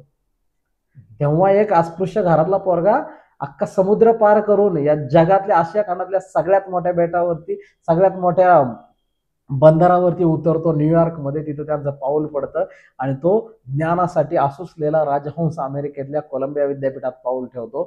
ही आजच्या विद्यार्थ्यांसाठी इतकी मोठी प्रेरणादायी गोष्ट दुसरी कुठली नाहीये. हे पण हे अँगलने आम्ही समजूनच घेतलं नाही. आम्ही काय नुसतं बाबासाहेब अमेरिकेला शिकले, कोलंबियात शिकले, बाबासाहेब लंडनला शिकले, बाबासाहेब मग माघारी आले. अरे ते शिकतात म्हणजे काय एवढं सोपं नाहीये ते. तिथपर्यंतचा प्रवास समजून घेतला. ते आजच्या पिढीनं, आणि हे कुठल्या एका जातीनं नाहीये, हे इथल्या प्रत्येक पोरानं, प्रत्येक विद्यार्थ्यानं समजून घेतलं पाहिजे. कुठल्याही जातीचा विद्यार्थी असू द्या. आज या देशामध्ये शिक्षणाची अवस्था इतकी बिकट झाली आहे. आम्ही आरक्षण आरक्षण ओरडतोय, कशासाठी पाहिजे तर शिक्षणासाठी. अरे जेव्हा काहीच नाहीये तेव्हा हा विद्यार्थी अमेरिकेला जायचं स्वप्न पाहतो. आज आम्ही विदर्भातनं पुण्यात यायचं स्वप्न नाही पाहत, मुंबई विद्यापीठात जायचं स्वप्न नाही पाहत. आम्ही आपल्या तिथल्याच कॉलेजमध्ये पूर्ण करायचं म्हणतो. का? कुठं खर्च करता? आपल्याला रिझर्वेशन नाही म्हणाल एखादा, कशाला तिकडे जायचं? अरे जेव्हा काहीच नाही, रिझर्वेशन हा प्रकारच तिथं नाही, तेव्हा तो मुलगा अमेरिकेला जायचं स्वप्न पाहतो आणि मग ते पूर्ण करतात. ही साधी गोष्ट नाहीये. म्हणून मी त्या अँगलने ती मांडणी केली. आणि मग पुस्तक कसं कोलंबियात गेलं ह्याचं उत्तर इथं आहे. तर हे पुस्तक त्या बापाच्या हातात गेलं ज्या बापाने आपल्या मुलाला कोलंबियाला पाठवलं. आता कधी? 2022-24 ला. 24 मध्ये एका बापाने महाराष्ट्रातल्या असे काही 3-4 जण आहेत, त्यांनी आपल्या मुलांना कोलंबियात पाठवलंय. त्यांची मुलं कोलंबियात शिकतात आणि त्यांनी ते प्रकरण वाचताना बाबासाहेबांचा कोलंबियाचा प्रवास, त्यांना अश्रू आले डोळ्यात. ते मला फोन केला त्यांनी ते वाचताना. सर म्हणाले, तुम्ही बाबासाहेबांचा कोलंबियाचा प्रवास जो मांडलाय तो प्रवास वाचताना मन भरून आलं. आमच्या म्हणजे अश्रू थांबत नव्हते. आणि आज आमचं पोरगं कोलंबियात गेलं ह्याचा आम्हाला अभिमान वाटतो. पण रामजी सुभेदारांनी तेव्हा आपल्या पोराला ती पार्श्वभूमी दिली जेव्हा काहीच नव्हतं. तर आणि त्यांचं कष्टाचं चीज बाबासाहेबांनी केलं आणि ते तेव्हा कोलंबियात गेले. ही गोष्ट इतकी प्रेरणादायी आहे की हे पुस्तक घेऊन आम्ही कोलंबियात चाललोय. आणि त्या बापाने, म्हणजे मजदे सर म्हणून आहेत, ते एक सामाजिक चळवळीमध्ये आहेत, खूप ऍक्टिव्ह असतात, नाशिकचे संविधान प्रचारक म्हणून काम करतात. ते हे पुस्तक घेऊन पहिल्यांदा अमेरिकेला गेले, कोलंबियात गेले. त्यांच्या मुलांनी ते पुस्तक वाचलं. त्यानंतर त्यांनी आणखीन पुस्तकं नेली. पण तेव्हा जयंती जवळ आलेली होती आणि त्यांनी ठरवलं की या पुस्तकाचं प्रकाशन आपण अमेरिकेमध्ये करूया. आमचे एक मित्र आहेत, नांदेडकडचे आहेत, तातड म्हणून आहेत, विकास तातड, विपिन तातड. ते तिथं आंबेडकर स्टुडंट्स इन कोलंबिया ही संघटना चालवतात विद्यार्थ्यांची. त्यांच्या संघटनेच्या माध्यमातून त्यांनी त्या ठिकाणी या पुस्तकाचं प्रकाशन अमेरिकेमध्ये international scholar doctor Suraj Yengde आणि जॉन कॉब हे कोलंबियामधल्या वृत्तपत्र विभागाचे प्रमुख आहेत. त्यांच्या हस्ते पुस्तकाच्या 10व्या आवृत्तीचं प्रकाशन माझ्या या सगळ्या भावांनी त्या ठिकाणी अमेरिकेमध्ये केलं. आणि हा खूप मोठा बहुमान या पुस्तकाला फक्त प्रकाशनानंतर 3 महिन्यामध्ये लाभला. आणि तिथपर्यंत खरं तर हे खूप भरून आणणारी गोष्ट होती की बाबासाहेब जिथं शिकले, बाबासाहेबांचा संघर्ष, बाबासाहेब जिथं घडले वाढले. मला बाबासाहेबांच्या चरित्रातलं एक वाक्य खूप महत्वाचं वाटतं. बाबासाहेब म्हणतात, माझ्या आयुष्यात मला पहिल्यांदा समता जर कुठं जाणवली तर ती कोलंबियामध्ये जाणवली. काय म्हणजे, आणि त्या कोलंबियात आपलं पुस्तक जावं आणि तिथं त्याचं प्रकाशन व्हावं, ही खूप आनंददायी गोष्ट वाटली. आणि मग तिथून पुढचा पुस्तकाचा प्रवास तर सगळ्या जगाने पाहिला. मग खरंच मित्रांनो, कोलंबिया विद्यापीठामध्ये प्रकाशित होणारं हे पहिलं मराठी पुस्तक आहे बरं का. इंग्रजीमध्ये जर का प्रकाशित झालं असतं तर ठीक आहे, ओके, काही विशेष वाटलं नसतं सर, पण मराठी पुस्तक हे पहिलं प्रकाशित होणार आहे. जगदीश सरांनी बाबासाहेबांच्या बऱ्याच गोष्टी उलगडून आपल्याला सांगितल्यात. सर, आपण एक उल्लेख केला त्याच्यामध्ये की रामजी बाबा मुलीकडे जातात, दागिने गहाण ठेवतात, पैसे मागतात उधार. खरं तर बाबासाहेबांना नेपोलियन बोनापार्टचं एक चरित्र वाचायला पाहिजे होतं आणि त्याच्यासाठी रामजी सपकाळांकडे, बाबांकडे पैसे नव्हते. त्याच्यामुळे ते स्वतःच्या मुलीकडे गेले होते की बाबा तुझा दागिना गहाण ठेवून पुस्तक घ्यायसाठी कर्ज घ्यायला कोणीतरी आलाय, असं तो जो सावकार होता सर तोही म्हणत होता की तू का थोडं वेळाबिडा आहेस का, की पैसे घ्यायला आलायस, कशासाठी घ्यायला आलायस, काही घरात तुझं लग्न कार्य आहे का, काय पुस्तक द्यायचंय मुलाला. खरंच बाबासाहेब सांगतात सर, एक ठिकाणी बाबासाहेब असे म्हणतात, प्रेक्षक हो तुम्हालाही सांगतो, की भीमराव रामजी आंबेडकर घडला का, तर मला रामजी सारखे वडील मिळाले. नाही, मी आता तो मोबाईलमध्ये एक गोष्ट चेक करत होतो, तुम्हाला मला ते आवर्जून प्रेक्षकांना सांगायला आवडेल. अं, ह्याच अनुषंगानं आहे, मी ते नाव सर्च करत होतो, मला म्हणजे पहिले नाव आठवत नव्हतं, आडनाव लक्षात होतं. हे पुस्तकातला हा जो प्रसंग आहे ना, मी म्हणजे सगळ्यांना माहित होतं बाबासाहेबांसाठी सुभेदारांनी किती कष्ट घेतलेत, पण पुस्तकात मी एक चौकट लिहिलेली आहे, विशेष फोकस केलेली. त्यात मी जी मांडणी केली ते लोकांना जास्त अपील झाली. हे आतापर्यंत माहित होतं की सुभेदारांनी इतका संघर्ष केला. पण मी असं मांडलं होतं की आता प्रत्येक घरातल्या बापाला वाटतं की माझा पोरगा भीमराव व्हावा, बाबासाहेब व्हावा, पण कुठलाच बाप रामजी सुभेदार व्हायला तयार नाही. बरोबर. असं मी लिहिलं होतं. एके दिवशी पहाटे मला एक फोन आला. पहाटे एक फोन आला आणि तो माणूस रडत होता. मला कळत नव्हतं की काय झालं, का रडतोय हा माणूस. मी म्हटलं, तुम्ही शांत व्हा म्हटलं आधी, काय झालंय? मी झोपेतच होतो ऍक्च्युली. पण तरी त्यांना आता मला म्हणजे मला वाटलं काहीतरी अघटित कुणाचं घडलंय का, काय नातेवाईकाचा फोन आलाय का. मी तर त्यांना म्हणलं, तुम्ही शांत व्हा जरा, म्हटलं काय झालंय मला सांगा. मग ते थोडे शांत झाले आणि ते सांगायला लागले. ते म्हणले, माझा मुलगा मागील काही वर्षांपासून पोलीस भरती करत होता. हो. आणि मी म्हणलं, चांगलं आहे ना, मग काय झालं? म्हणले, पोलीस भरती करायचा, तर तो कोल्हापुरातला आहेत ते पालक, आणि त्यांनी मला अनेकदा म्हणले की सांगा कधी, मला आनंद वाटेल तुम्ही आमचं उदाहरण सांगितलं. तर मग ते म्हणले, माझा मुलगा पोलीस भरती करत होता, मग तो प्रॅक्टिस करायचा, अभ्यास करायचा, पहाटे उठायचा, त्याचा ती रनिंगला जायचा, व्यायाम करायचा, पण त्यात काय होतं, सलगता नव्हती, कधी वाटलं झोपायचं तर झोपायचा. मी म्हणले, मी झोपायचो, मी बघायचं फक्त, जातोय व्यायामाला, येतोय व्यायाम. म्हणले, मागच्या काही दिवसापूर्वी तुमचं पुस्तक माझ्या हातात आलं आणि म्हणले, तुमच्या पुस्तकात मी हे वाक्य वाचलं, माझ्या मुलाने आणि मी एकत्र वाचलं, किंवा त्याने मला वाचून दाखवलं की मुलगा बाबासाहेब व्हावा हे सगळ्या बापांना वाटतं, पण बाप रामजी सुभेदार व्हावा हे आणखीन बापांच्या लक्षात येत नाही. आणि तेव्हा मला जाणीव झाली, म्हणले, की माझा मुलगा भरती होण्यासाठी ट्राय करतोय, संघर्ष करतोय, पण मला काय करावं लागेल हे मला ते वाचल्यावर कळलं.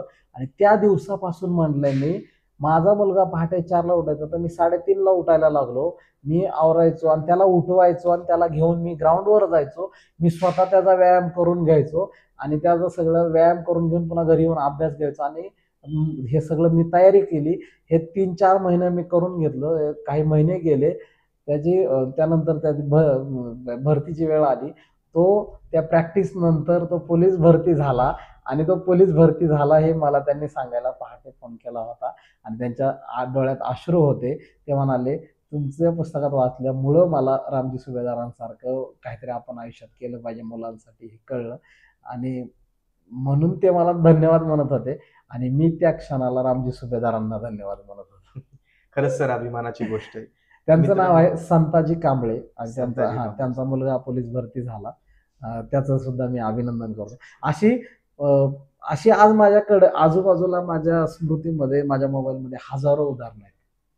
असे माझ्याकडं हजारो लोक आहेत की जे म्हणतात की पुस्तकानंतर आमचं आयुष्य बदललं.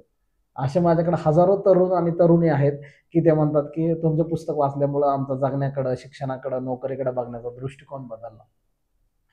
म्हणजे मला कुणावर आरोप नाही करायचे, पण अनेक लोक सहज म्हणतात आता, मी एवढंच नाही, हे पुस्तक लिहितोय हे मी काही लोकांना सांगितलं होतं, पुस्तक लिहितोय. तर मला काही लोक म्हणले होते जे ऍक्च्युली लेखक आहेत, माहित नाहीत लोकांना जास्त पण आहेत, तर ते मला म्हणाले, पुस्तक लिहून काय होतंय म्हणले, आता कशाला लिहितो म्हणले, लोक वाचतच नाही. ढिगाणी पुस्तकं छापली. ढिगाने पुस्तकं येतात, पुस्तकं लोक वाचत नाहीत म्हणले, लिहून काय उपयोग नाही, आपण पैसे लावायचे आणि पैसे लावून पुस्तक छापून घ्यायचे आणि ते लोकांना भेट द्यायचे, एवढंच पुस्तकात होते. लोक पुस्तक विकत घेत नाहीत कारण म्हणले नवीन पिढी वाचत नाही, असं त्यांनी मला सांगितलं होतं. पण माझा त्यांच्यावर आरोप नाही किंवा त्यांना चुकीचं ठरवायचं नाही मला अजिबात.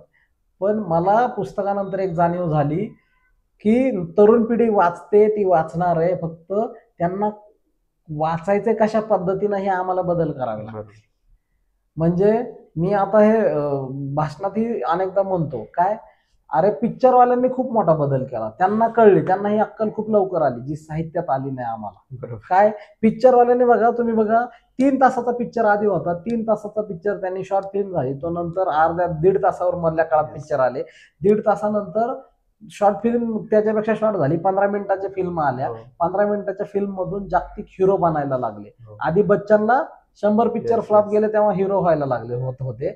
नंतर शॉर्ट फिल्म मधून 15 मिनिटात हिरो व्हायला लागले. 15 मिनिटाच्या हिरो नंतर पुढे बदल होत गेला आणि बदल होत जाऊन आज 30 सेकंदाच्या रील वरती Reel हिरो पर्यंत. बनायला लागले. Yes. हा, ज्यांची 30 सेकंद रानातून हम्म. बनवणारा एखादा माणूस हिरो होतो हम्म. आणि तो बिग बॉस पर्यंत जातो, हे आम्ही बघितलं. हा बदल मनोरंजन क्षेत्रात झाला, हा बदल साहित्य क्षेत्रात, ज्ञान क्षेत्रात झाला नाही. तो बदल करावा लागेल, हा मला जाणीव झाली. आणि नव्या पिढीला नव्या भाषेत ह्या सूत्रानुसार मांडणी आणि तसं लेखन केल्यामुळे मला वाटतं नव्या पिढीनं हे पुस्तक डोक्यावर घेतलं. नव्या पिढीला त्यांना त्यात इंटरेस्ट वाचला पाहिजे ना काहीतरी. Yes. त्यांना ते तुमचा एवढा मोठा ग्रंथ मी जर याचा लिहिला असता तर तो 4 पानं वाचून त्याने झोपलाच असता. फार त्या ग्रंथाकडे बघून सुद्धा वाचायचं नाही मला, असंच भीतीच ना. वाटली असते. म्हणून हा बदल केला आणि तो बदल स्वीकारला. म्हणून मला खूप धन्यवाद द्यायचे नव्या पिढीनं.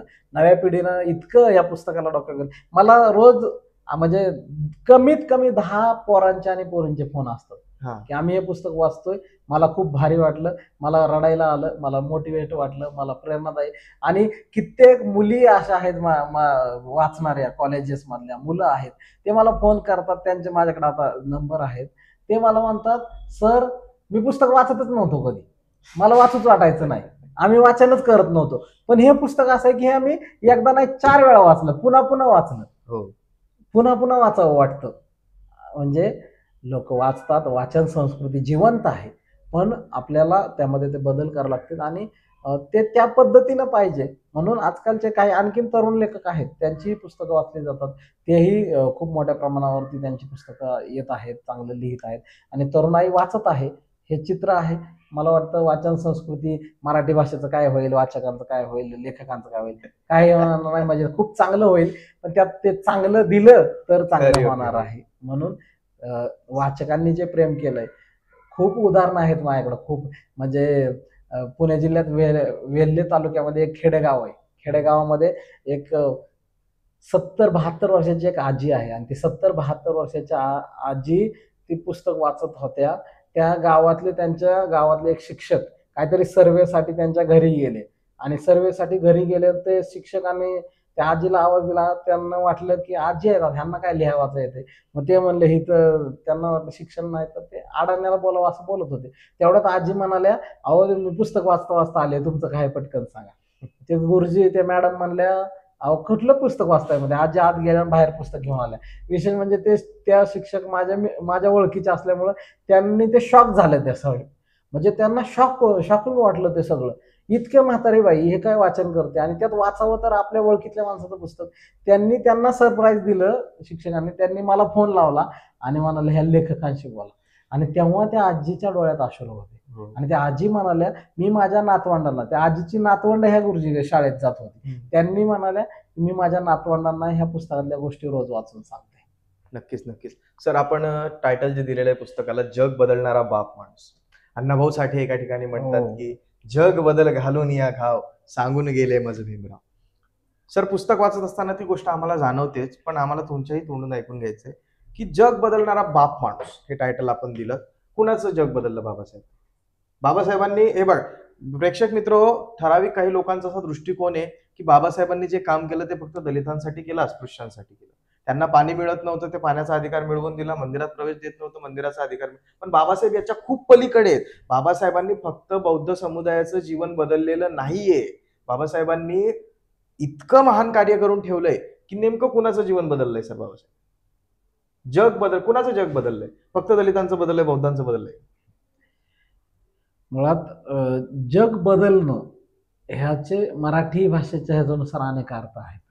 जग बदलणं, काही काही लोकांनी हे पुस्तक प्रकाशित झाल्यानंतर कुस्तिकपणेही मला फोन केले. सुरुवातीच्या काळात फोन होते ते, काय तुम्ही जग बदलणारं लिहिलंय बाबासाहेब, हा तुम्ही देश बदलणार लिहिलं असतं तर मग म्हटलं ठीक होतं की त्यांनी संविधान दिल्यामुळे देश बदलला. देश बदलणारा बाप माणूस म्हणले, असं काय करायला पाहिजे होतं काय? कारण त्यांनी पुस्तक बघितलं पण नव्हतं, वाचलं पण नव्हतं. त्यामुळे ते, आणि त्यांचा फोन करून हे बोलण्याचं इंटेन्शन काय, कशासाठी आहे हे मला माहित होतं. मी ठीक आहे म्हणालो त्यांना. पण जग बदलणारा बाप माणूस हे मगाशी तुम्ही जसं म्हणालात आता तसं बाबासाहेबांच्या काळामध्ये जे साहित्यिक आहेत ते बाबासाहेबांच्या काळात तेव्हा लिहितात काय की बाबासाहेब हा काही जिल्हा परिषद, महापालिका, विधानसभा, मंत्रिमंडळ बदलण्याचा विषय नाही. तर त्यांना तेव्हा कळतं जे आताच्या PhD आणि डबल डिग्री घेतलेल्यांना कळलं नाही.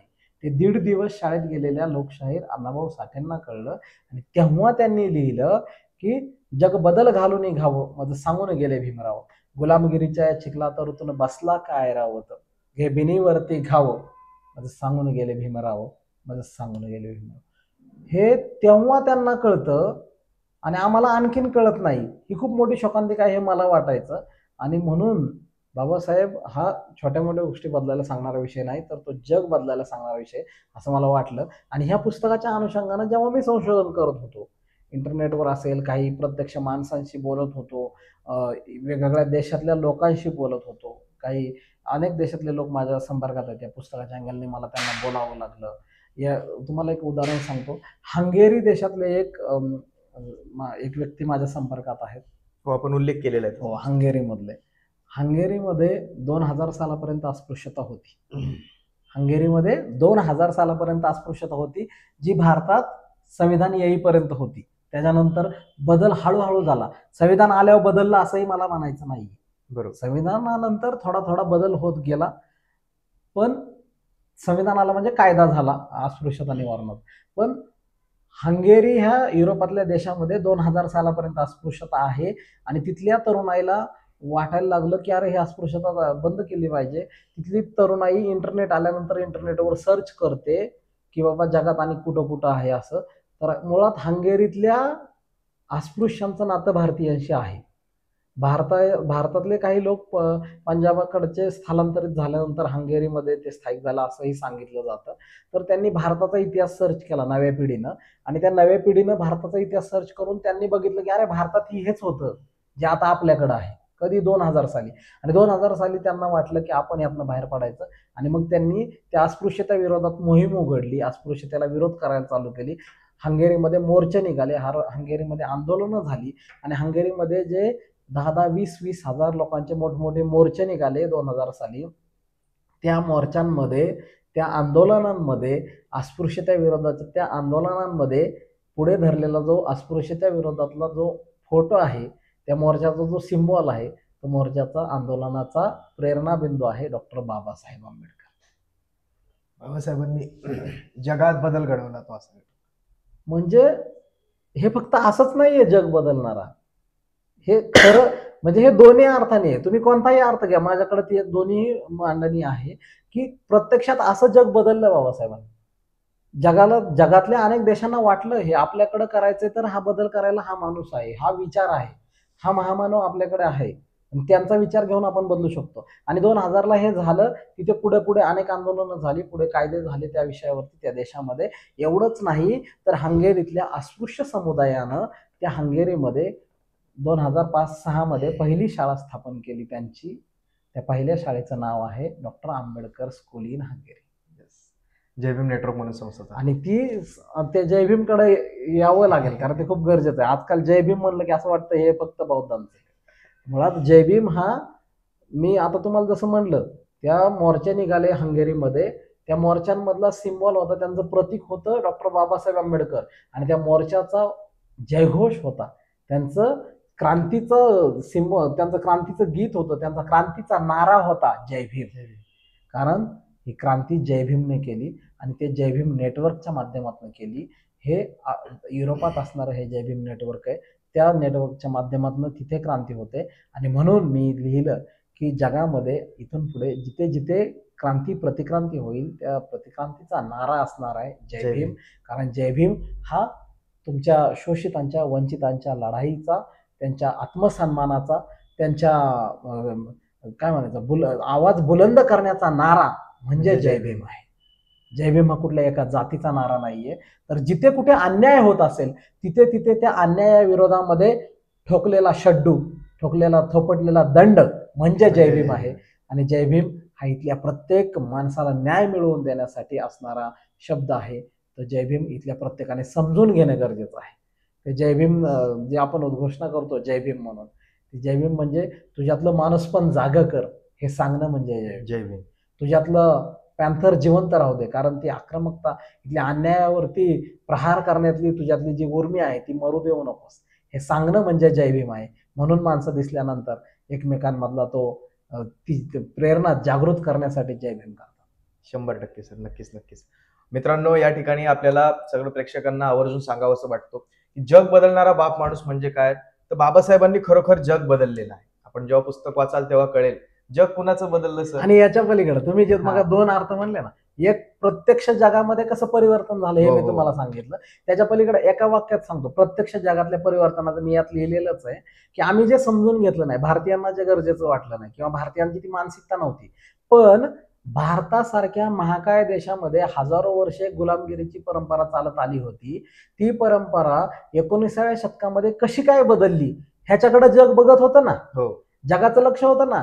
अरे भारतासारखा इतका मोठा देश, आम्ही ब्रिटिश त्याच्यावर राज्य करतो आणि ब्रिटिशांना बाहेर काढल्यानंतर भारतात एक मोठं परिवर्तन होतं. हो. तेव्हा पण एक महत्वाचा मुद्दा होता, बाबासाहेबांचा प्रश्न होता कोणता, की ब्रिटिश जाणार आहेत पण जाताना कोणाच्या हातात देऊन जाणार सत्ता.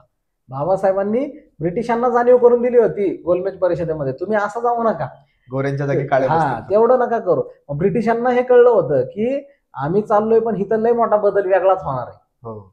बाबासाहेबांच्या ह्या परिवर्तनाला जगाने बघितलं आणि जगाने आपल्या क्रांतीकडे बघून आपल्या देशात काय करता येईल हे सुद्धा त्या अँगलने विचार झाला आणि जगातल्या सगळ्या गुलामांना जाणीव झाली की आपण ही गुलामगिरीतून बाहेर पडू शकतो. जगातल्या सगळ्या गुलामांना जाणीव झाली आपण गुलामीतनं बाहेर पडू शकतो. तोपर्यंत वाटत होतं की गुलामीतनं बाहेर पडणं काय सोपं नाहीये, काय बाबा हे साधी गोष्ट नाही, हे चालू द्या असं. पण जाणीव झाली भारतात होऊ शकतं तर ते सगळीकडे होऊ शकतं. तेव्हाच काळ्या गोऱ्यांचेही तिकडं ते सगळं चाललेलं होतं, त्यांनीही तिथं ती क्रांती घडवून आणलेली हो. होती. जगात क्रांतीची लाट आली, त्यामधला महत्वाचा मैलाचा दगड बाबासाहेब ठरले आणि अशा प्रकारे प्रत्यक्ष जग बदललं, जगाला बदलण्याची प्रेरणा मिळाली. आणि त्याच्या पलीकडे जाऊन तुम्ही जर म्हणाल की जग बदललं ह्याचा दुसरा अर्थ, त्याचं ते कसं काय, तर अरे एका दगड फोडणाऱ्या गवंडी काम करणाऱ्या गावातल्या माणसाचा नातू इथं येऊन बसतो आणि तुम्ही त्याला प्रश्न हो. विचारता आणि त्याच्या पुस्तकाचं प्रकाशन कोलंबिया विद्यापीठात होतं. हे जग बदललंच ना आमच्या बापाने. ह्याच्यापेक्षा जग बदलणं वेगळं काय आहे.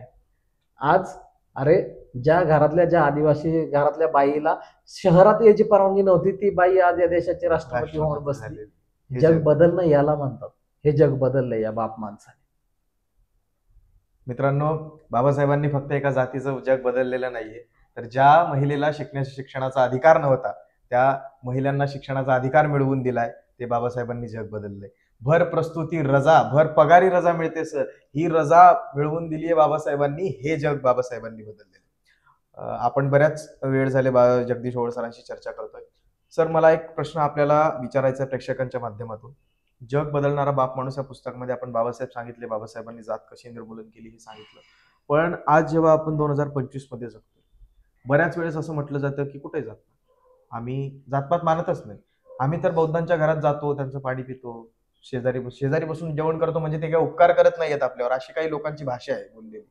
मग कशासाठी बाबासाहेबांचं हे उदाहरण द्यायचंय बरं, की पाणी प्यायला ठीक आहे ना, पाणी प्यायला भेटलं नाही त्यावेळेस बाबासाहेबाला ठीक आहे, पण आता त्या मुलांना तर भेटतंय ना, आम्ही देतोय ना, अशी बऱ्याच लोकांचे कमेंट्स आहेत सर. याबद्दल काय? खर तर ती दुसरी बाजू समजून घेत असताना मला अगदी निसंकोचपणे सांगावं वाटतं की बदल होत आहे, बदल होत आहे, बदल होणार आहे आणि हा बदल स्वीकारार्ह आहे. काही प्रमाणात बदल होत आहे, पण जातीवाद संपला असं ह्याला म्हणता येणार नाही. जातीवादाने फक्त रूप बदललेलं आहे. जातीवादाने फक्त रूप बदललेलं आहे आणि तो अधिक प्रबळ होताना दिसत आहे.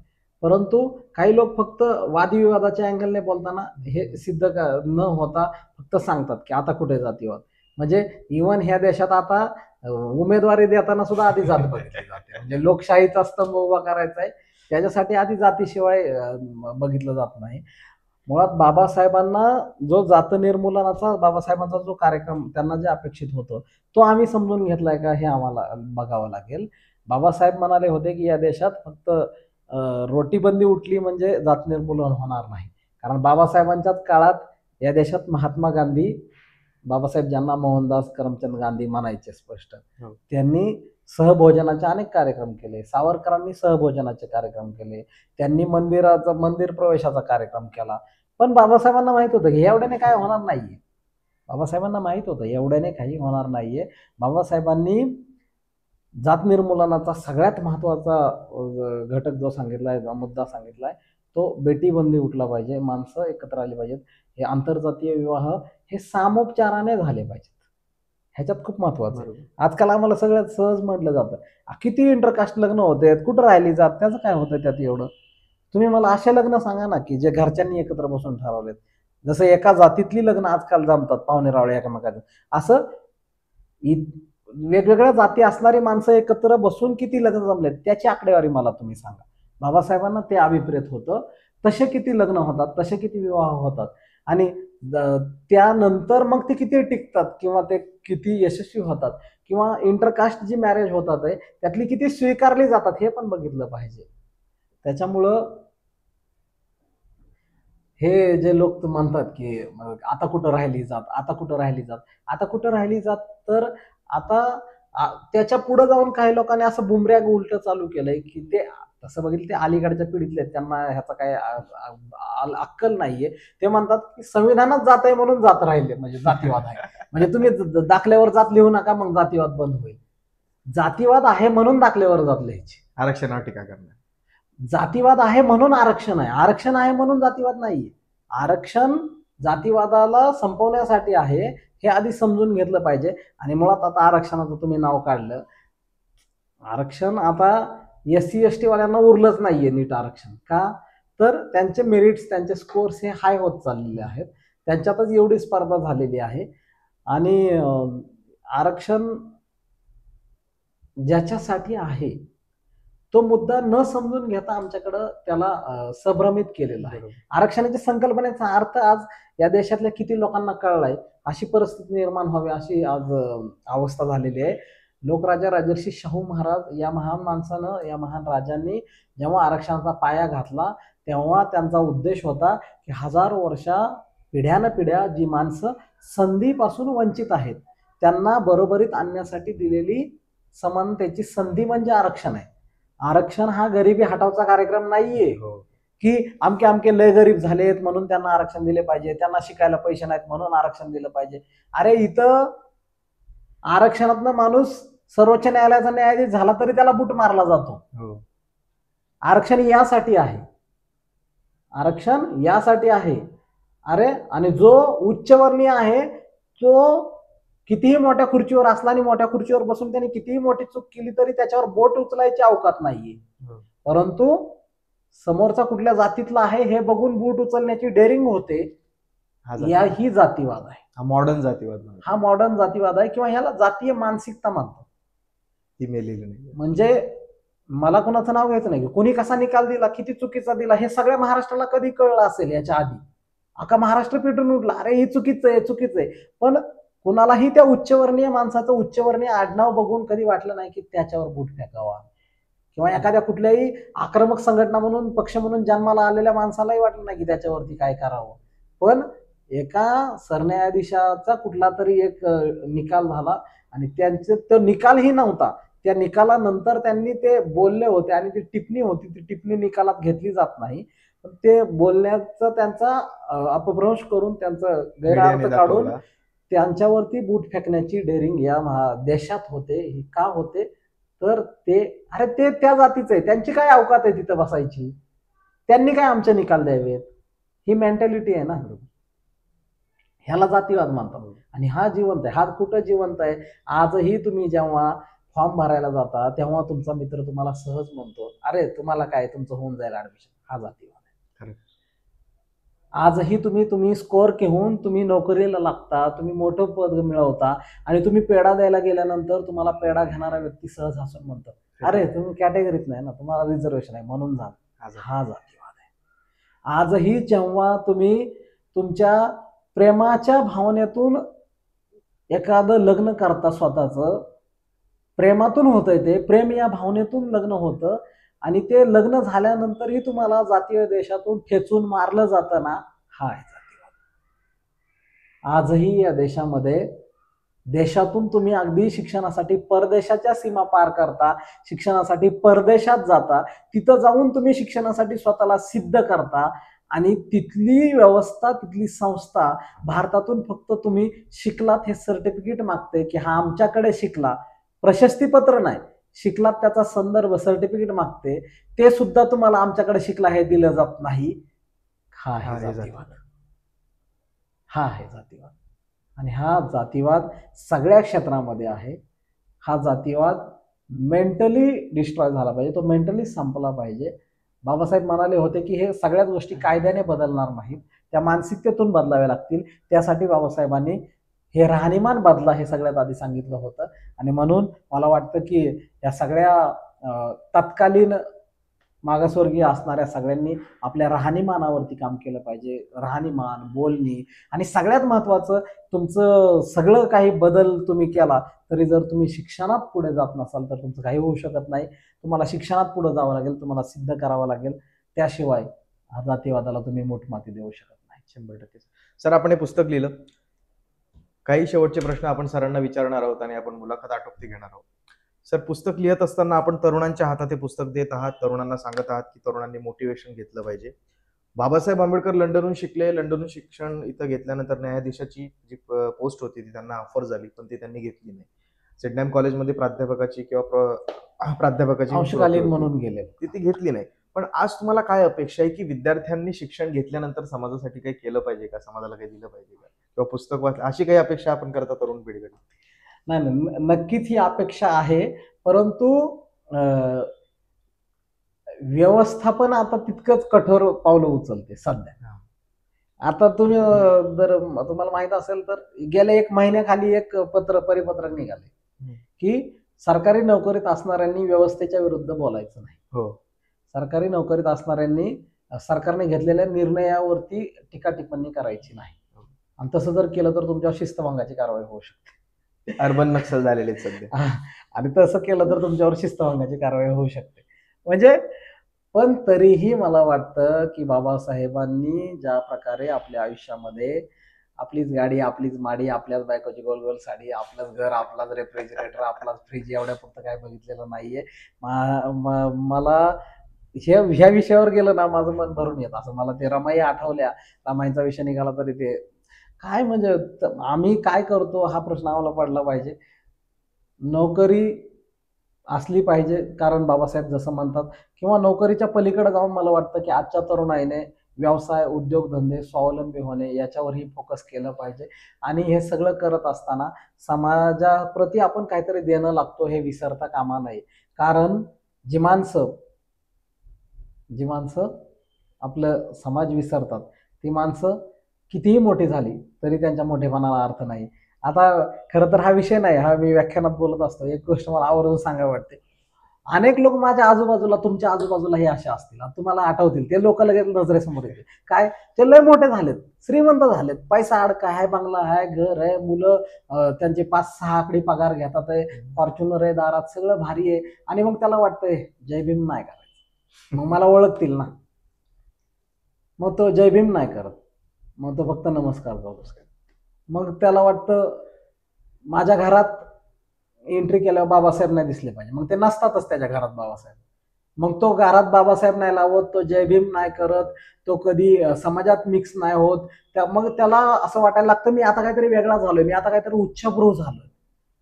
पण अरे तू कितीही जय भीम नाकारला, तू कितीही घरात देवघर ठेवलं, तू कितीही घरात बाबासाहेब लावणं टाळलं, तरीही इतर लोक तुला बोलताना आजही बौद्धाचा किंवा तुला महाराजा म्हणूनच ओळखतात. आजही तुला तुझ्या मुलीचं आणि मुलाचं लग्न ठरवायला समाजाकडेच जावं लागतं. आजही तुझ्या मुलानं तू कितीही जय भीम करायचा बंद केला तरी तुझ्या मुलाला लग्न करायला इतर समाजातलं स्थळ येत नाही, कारण हा देशात असणारा जातीवाद आहे. 100%. आणि आजही तुझं अस्तित्व जे उभं आहे ना, तो जो आहेस ना, तो केवळ बाबासाहेब आंबेडकर या नावामुळे आहेस. ह्याची जाणीव नसणारी ही आजूबाजूची माणसं पाहिली ना, मला खूप वेदना होतं. मी अशा माणसांना, म्हणजे कालच माझं एका सरांशी, शिक्षकाशी बोलणं झालं. एक शिक्षक आहेत, त्यांना मला फोन आला, ते म्हणाले अहो आपण जरा बाहेर जाऊया. मी म्हणलं अहो तुमची दिवाळी आहे, तुम्हाला दिवाळी करायची असेल ना घरी. ते म्हणले नाही माझं काय नसतं म्हणले, आपण जाऊया बाहेर. मग मी म्हणलं असं तसं, मग बाकीचे विषय निघाले. तर ते ऍक्च्युली ओबीसी मधून आहेत. मला अपेक्षित होतं की ते म्हणतील मला लक्ष्मीपूजन करायचं आहे, देवपूजा आहे, हे सगळं आहे. ते म्हणले नाही, माझं काय नाही असं, आपण उलट ह्याच काळात जाऊया, गर्दी कमी असते. म्हणजे त्यांचं ते विचार बघून मला खरं तर वेगळं वाटलं. का मी हे का सांगतोय आज, तर माझ्या आजूबाजूला अशा अनेक बौद्ध आहेत की साला त्यांच्यात परिवर्तनच व्हायला तयार नाहीये.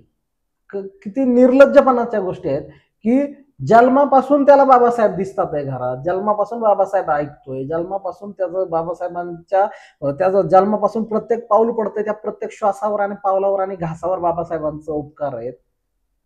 तसं तर ह्या जगातल्या देशातल्या सगळ्यांवर आहेत. पण जो त्यांच्या परिवारात जन्माला येतोय, त्या वर्गात घटकात जन्माला येतोय, त्यात असे अनेक लोक आहेत. आणि मग आम्ही इतरांचं परिवर्तन करायचं म्हणतो. तर मला वाटतं ह्यांना आधी बाबासाहेब समजून सांगितलं खूप गरजेचं. 100%. आणि इतर सर्वांनीही हे समजून घेतलं पाहिजे. इतर सर्वजण ते समजून घ्यावेत यासाठी ते वातावरण किंवा त्यांना ते सांगत राहणं, ते मांडत राहणं, ही ज्यांची जबाबदारी आहे त्यांनी ती जबाबदारी नीट खांद्यावर घेणं खूप गरजेचं आहे. आणि म्हणून सगळ्या शिकलेल्या नवीन पिढीला मला आवर्जून सांगायचं की बाबासाहेब आंबेडकर हा फक्त जय जयकाराचा विषय नाहीये, बाबासाहेब हा घोषणेचा विषय नाहीये किंवा आमचे बाबासाहेब मानण्याचा विषय नाहीये. बाबासाहेब हे आपले बाबासाहेब आहेत, ह्या देशाचे आहेत, हे देशाला सांगावं लागेल.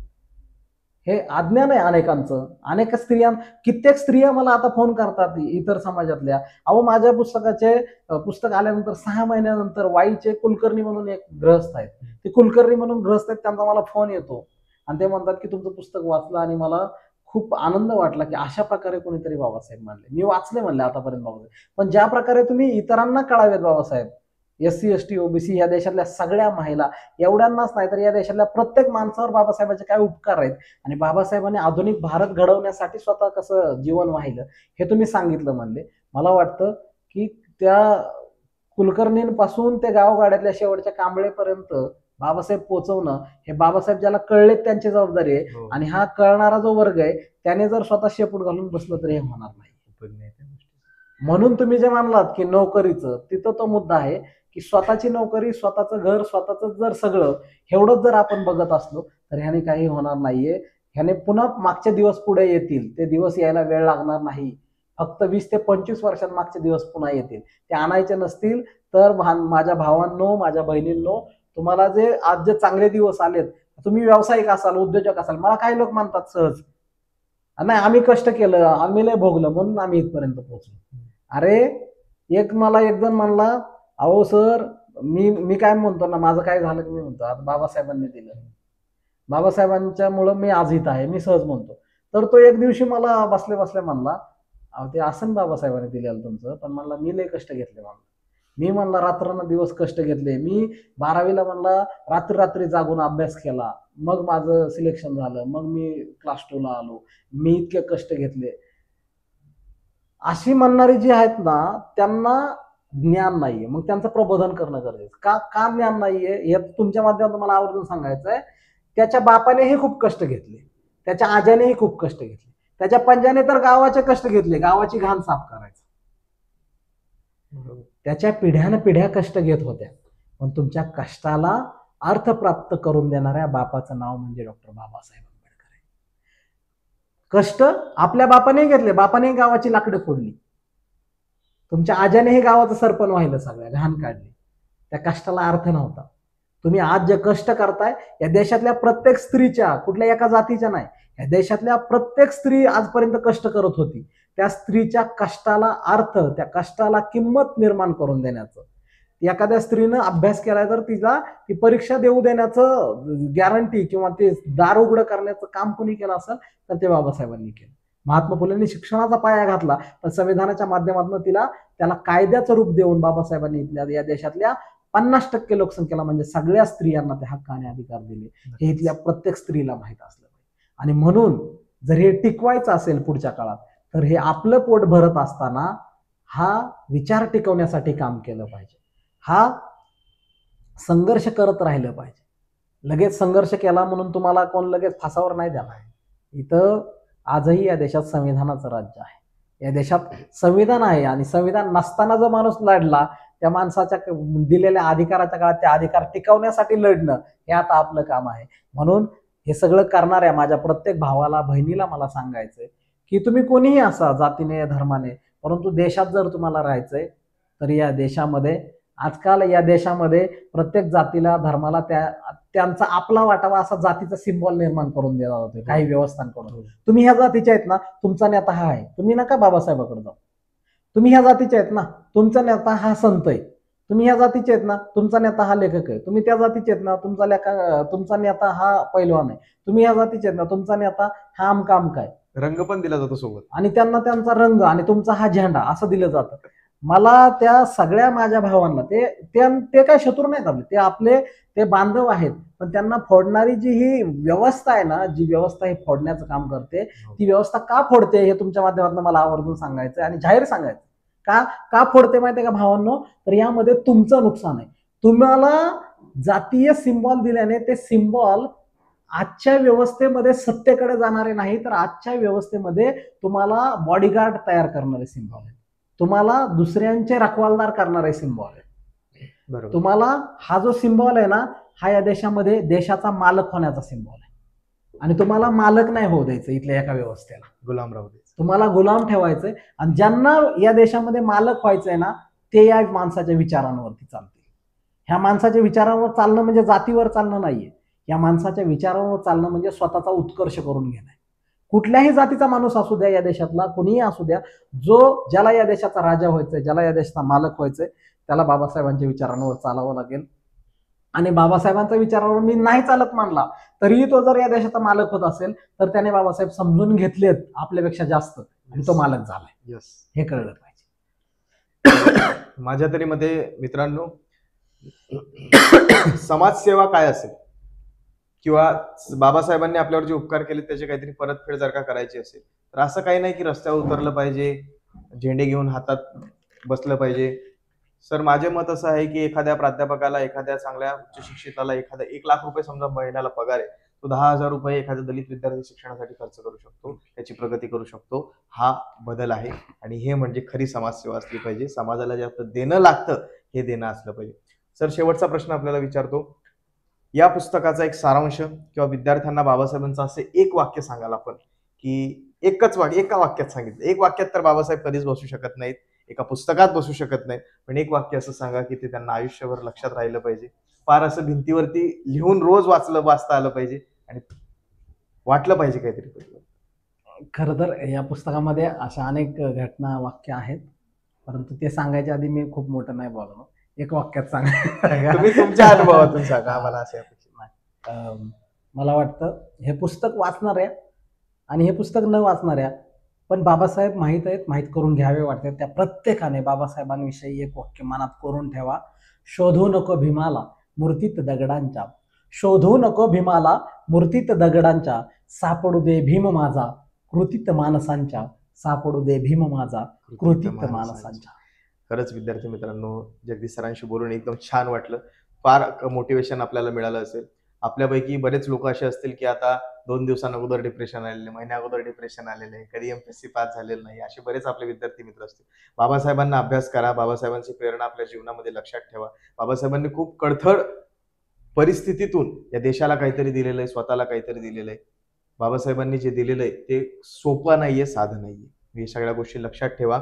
जग बदलणारा बाप माणूस हे पुस्तक आपल्याला मार्केटमध्ये सगळीकडे अवेलेबल आहे. आपण वाचा, भेट द्यावा. हिंदी इंग्रजी हिंदीत आहे आणि इंग्रजीत सुद्धा आहे. आपण ते वाचलं पाहिजे, आपल्या प्रियजनांना भेट दिलं पाहिजे. इथंच आपण आपली ही मुलाखत संपवत आहोत. अशाच नवनवीन व्हिडिओसाठी, नवनवीन गोष्टींसाठी लोकांचे जे प्रवास आहेत आपण आपल्यापर्यंत पोहोचवण्याचा प्रयत्न करणार आहोत. फुले शाहू आंबेडकरी मधून चळवळीतून निर्माण झालेली जी काही लोक आहेत, जे खरेखर बाबासाहेबांचे विद्यार्थी झाले, तर आपण सर्व बाबासाहेबांचे विद्यार्थी आहोत आणि आपण शिकत आहोत. आणि बाबासाहेबांचे विद्यार्थी बनवत असताना आपल्याला अजून विद्यार्थी घडवायचे, अजून समाजामध्ये प्रगती करायची. यासाठी चॅनलला सबस्क्राईब करा, शेअर करा, लाईक करा. धन्यवाद. जय भीम. जय भीम. जय संविधान. जय भारत.